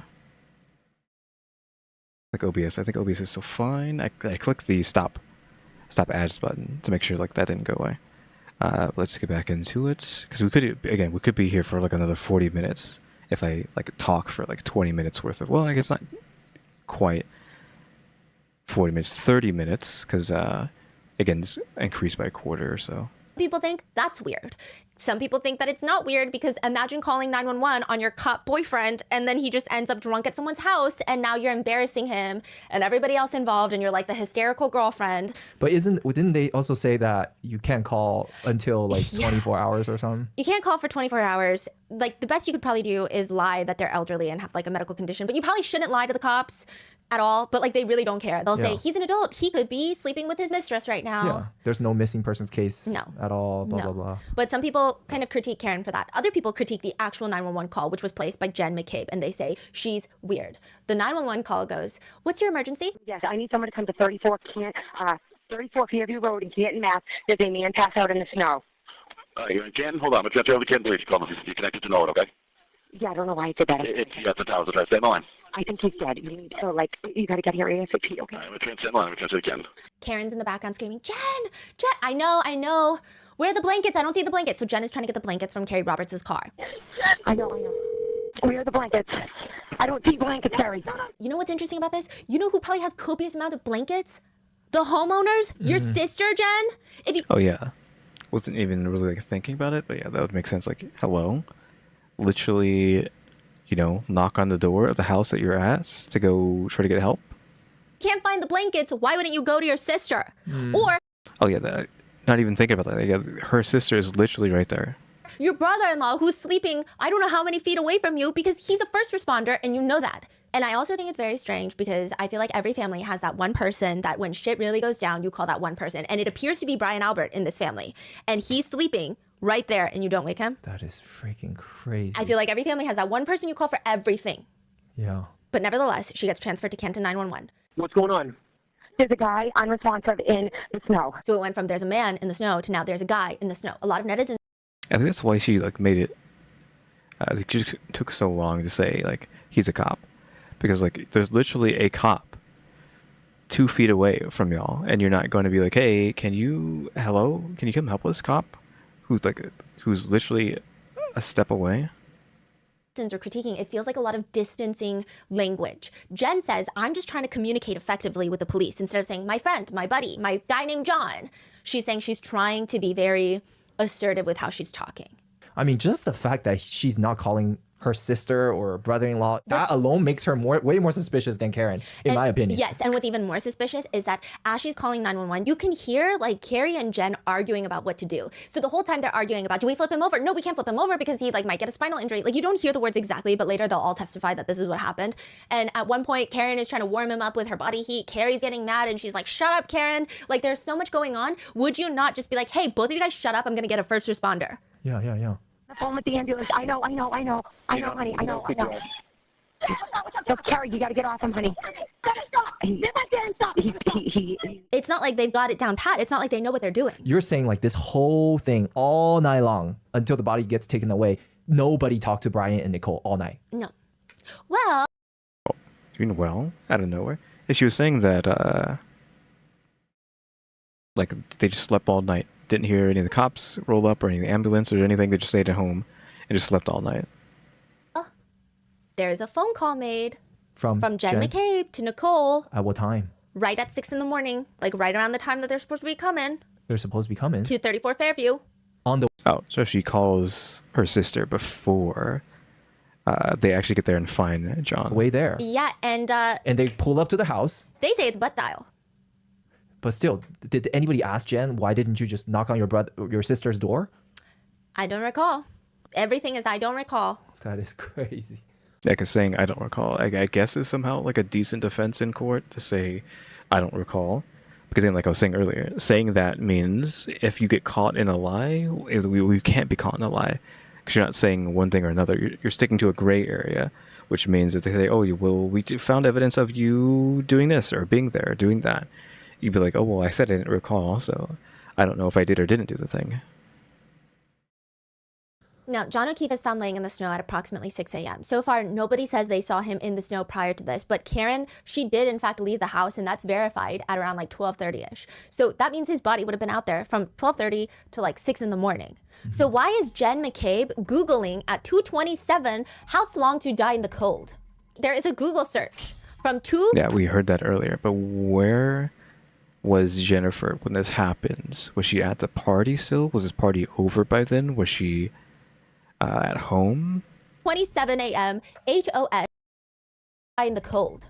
There is a Google search from 2:27 a.m. HOS, so typo, how long to die in the cold. Jen McCabe says that that's not what happened. She claims that when she got home after leaving the Albert residence, she was laying in bed, opened up a Safari tab, and started looking at basketball game results for her daughter's high school basketball game. Then she put her phone down, maybe with the tab still open, went to sleep, and then she's awakened by Karen's calling her nonstop. And then in front of 34 Fairview, Jen says, as the paramedics are pushing John into the ambulance, Karen is looking at her and is saying, can you Google hypothermia? She says, we held hands, we prayed, she had blood on her hands, and she said, maybe I've gotten my period, and she was just kind of all over the place. And then at one point, she grabbed my hands and she said, Google hypothermia, Google how long it takes to die in the cold. And so I had my phone out, and it was cold, and my hands were frozen, and I have MS. Jen has MS as well. They bonded over that. I mean, before this. And I took my phone out while she was screaming and shaking my arm, and I attempted to Google how long it takes to die in the cold. Except that this would have been after 6 a.m. And how are you going to say that Google happened at 6 a.m. when we have like it written down at 2 something? That doesn't make any sense. Jen claims that's the first time she ever Googled it around 6 in the morning. She said she typed it multiple times because Karen kept shaking her arm and her hands were cold, but nothing came out of the Google search. They just moved on, so she didn't address it anymore. Now the prosecutors, they bring in a forensic expert that testifies that perhaps sometimes it happens. You open a tab, and when you research on that same tab, it'll log it as the time that you open the tab. The defense brings in an expert that's like, you're crazy. Your phone does not log the time that you open a tab. Your phone logs the time that you search something. Yeah, that doesn't make sense. Your searches are logged. You don't log when a tab is open. That is crazy. That's like the most boomer explanation of how freaking Google history works. Okay, but what's crazy is that this entire trial I was thinking that the way that all of them full-heartedly just like try to sell this butt dial story. Yeah. Like this is such boomer energy because you cannot tell anyone under a certain age, like my mom would believe it. My mom would be like, it does make sense that they would butt dial. And then everyone younger is like, no, it doesn't. Yeah, like when was the last time you butt dialed someone? Yeah. Meanwhile, everyone's butt dialing each other. Like, that's crazy. And conveniently, the exact people that were involved last night. And then night. also this tab search timestamp thing. We just invented internet. Like, what are you talking about? Both Jen McCabe and Carrie testify that Karen asked Jen to Google that at the scene. But they literally have the timestamp, like the actual timestamp. Forget all the stupid tab stuff. Like they have the timestamp and they just refuse to accept that. Jen McCabe obviously has incentive to say that Karen told her to Google it, but Carrie Roberts, why would she say that? She's not even friends with Jen McCabe. During Carrie Roberts' cross-examination, Alan Jackson is asking, have you ever said or testified that Miss Reed asked you to pray and that Miss Reed said to Jennifer McCabe to Google hypothermia? No. You never said that. I've never said that. Okay, is she going to come back at some other point and say she did say that? Is it your testimony that you have never said that Karen told you to Google hypothermia or that you don't recall saying that? I feel like he shouldn't have given her the out of saying, like, she doesn't recall. I don't recall saying that. I mean, now she has an alibi, or not an alibi, but now she has an excuse saying she doesn't recall. But at the grand jury hearing, that's exactly what Carrie testified to. Then you were asked a question at the grand jury hearing. What, if anything, did she, Miss Reed, ask Miss McCabe while they were sitting in the back of the cruiser that you heard? Did you recall that? I did not hear the question about Google being asked. That's not my question. In response to that question at the grand jury hearing, you testified at one point she asked her to Google hypothermia, correct? I'm sorry? Yes. She just said no, but now she's saying yes. You'll agree that that's a very detailed and specific recount of an event. You recounted where you were in the back of a cruiser, and around that time, you thought they were lifting John up, scooped him up in the gurney. You're so detailed that you talked about where you were standing next to the cruiser at the open door, correct? Yes. What the others were doing, holding hands, praying? Yes. You'll agree, at least for that purpose, you painted a very, very detailed picture in front of the grand jury, didn't you? Yeah? Except it's not true, is it? I did not hear her ask that. I was told she asked that. The answer to my question, Ms. Roberts, and it's not a trick question, what you told the grand jury was not true. You never heard her, my client, ask anyone to Google anything, did you? I did not. And yet, that's what you testified under oath, under penalty of perjury in front of the grand jury, didn't you? I did. And the reason that you did that, and the reason that you said that false statement was because someone told you to say it, correct? Nobody told me to say it. I knew it happened at that time, which is why I said it. I mean, like, there's no way she was going to be like, yeah, someone told me to say that. But I know he like just is trying to say that, just to maybe get her to slip up, hoping she would slip up. But there's no way she was just going to be like, yeah, so and so told me to say that, like that would never happen. Or even just like, again, we're like looking for any little thing for her to say that he can latch onto. But there's no way. How did you know that it happened, Ms. Roberts, if no one told you it happened? Because we wrote a timeline. We already spoke about that. Jennifer McCabe helped influence your testimony. You testified to the grand jurors to that statement that you've never heard, correct? Yes. He is kind of trapping her, though. He's like at least doing a good job of that. He is trapping her pretty decently, but it's just like, is she going to find a way to weasel out of it? Here's another interesting thing. The federal investigation into the investigation of John O'Keefe's death cannot be mentioned during the trial. Auntie Bev said you can't talk about it. You can't bring up the feds, but you can allude to it. What? Influence your testimony. You testified to the grand jurors to that statement that you've never heard, correct? Yes. Here's another interesting thing. The federal investigation into the investigation of John O'Keefe's death cannot be mentioned during the trial. Okay, so the feds investigating the case itself cannot be mentioned during the case. Which, sure, I don't know law, so that could be fine. But again, we have to still assume that Beverly is in cahoots with the Alberts, strictly because, again, we can't see this green line, but the green line looks like it connects to Colin, but I don't know if he does or not. It connects to somebody over here. Auntie Bev said you can't talk about it. You can't bring up the feds, but you can allude to it. You can say another investigating party, okay? So now there's two grand juries. There was one for this trial, and then there's another one for the federal case that happened. And what's interesting is all these witnesses suddenly are a little more forthcoming with the feds because you know that you should not lie to the feds. Well, yeah, I mean, like, this Albert family seems to have, like, their claws dug into Massachusetts/Canton, so where the heck they are. But we're talking about, like, the federal government now, which they have no ties to. I would assume they have somehow, like, not somehow, but I assume they have no ties in. There's no way they somehow have, like, someone in there. So they don't have their power in the feds. There was another grand jury hearing. Carrie Roberts, at the grand jury hearing for this case, she's like, I heard Karen Reed ask the grand jury for the feds. None. Not a peep. Because she tells the feds that she did not hear Karen Reed ask Jen McCabe that. But she does say that she saw Jen McCabe on her phone. She says, I saw McCabe on her phone. But you did not hear Karen ask Jennifer to Google anything. Correct. So what you told the grand jurors was in fact false. I misunderstood Mr. Lally's question. So she's throwing blame at Adam now to try to get the blame off of herself. The question was, what, if anything, did she, Miss Reed, ask Miss McCabe while they were sitting in the back of the cruiser that you heard? I misunderstood the question. You misunderstood the question? Yes. What did you misunderstand about that question? I didn't know it was what you heard, so I was explaining what happened in the back of the car. I see. So you ignored the part, literally the part of the question where he said, what did you hear her say? That's your testimony? I didn't hear it. I obviously got the question wrong. I did not hear anybody ask about a Google search. And that was a false statement, wasn't it? Technically. Technically? Yes, technically. What do you mean technically? Technically, I was under oath, and I did not hear Karen asked Jen to Google it. And yet under oath... But I knew it happened at that time. And yet under oath you said you did. Correct. And that was a lie, correct? Objection. Was that a lie? Did you lie? I did not intentionally.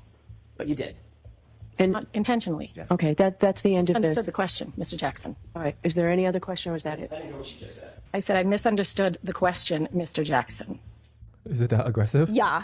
Yeah. Oh my gosh. That's what you're saying now, correct? That's what happened. Can I ask one more question?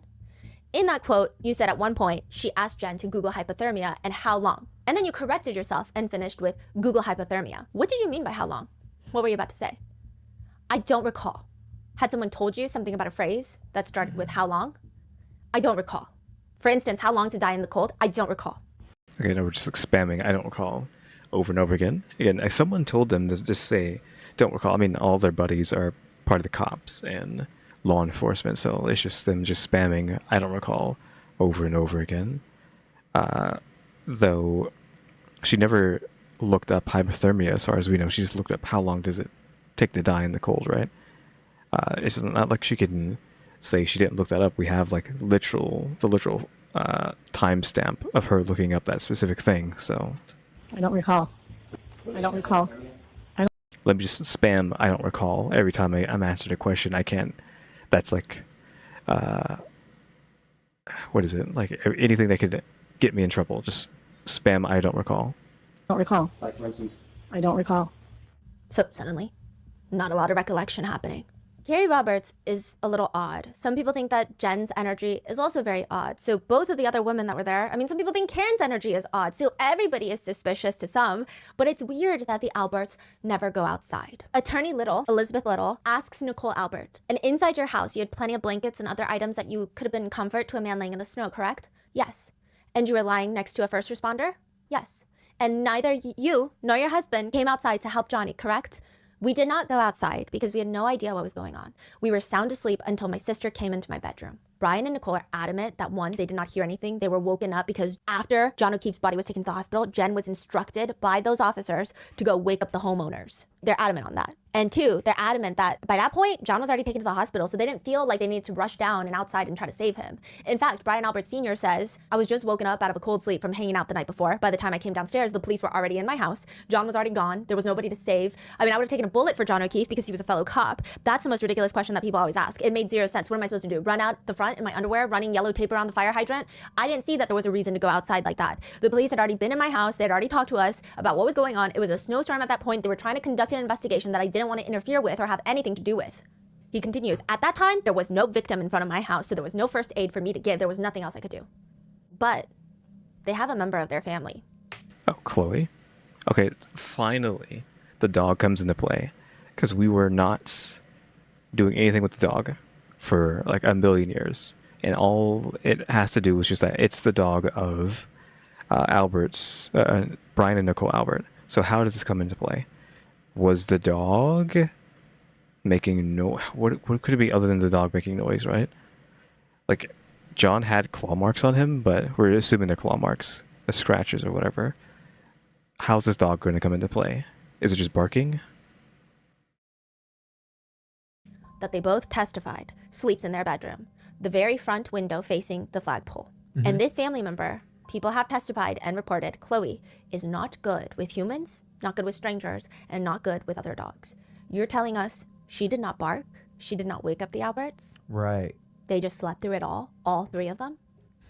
We're going to go into a lot more of the suspicious stuff in the second episode, such as Brian Higgins, who happened to be in the house that night, who also... Okay, we don't know anything about this. I guess we're just leaving off with Chloe. Like, we're just saying Chloe didn't make any noise when any of this was happening. That's assuming she could hear any of it, and assuming she was awake for this, though, right?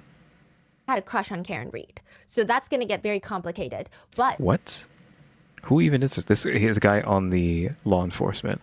He had a crush on Karen. Who just happens... So I'm assuming they're on the same team or remotely the same team.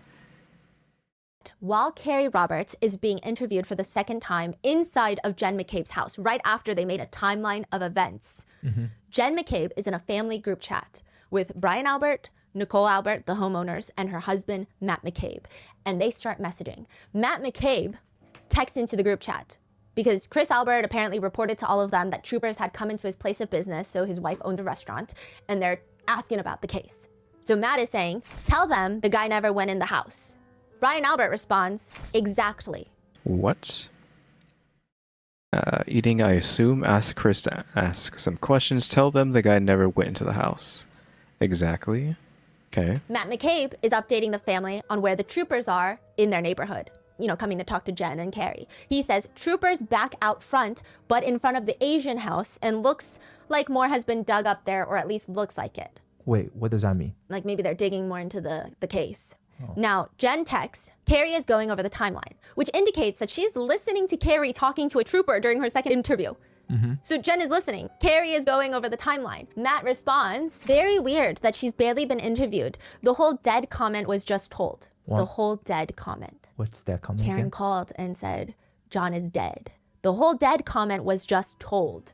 I was supposed to have them talk last night and forgot to tell Proctor to call them. So I don't know what that means, but you're just going around telling cops to call people to investigate?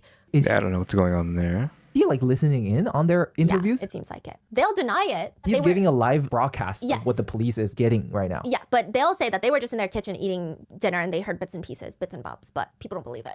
Brian Albert responds to that. Hope they don't think she's making it up after the fact for some reason. But if they barely interview Carrie, that's on them.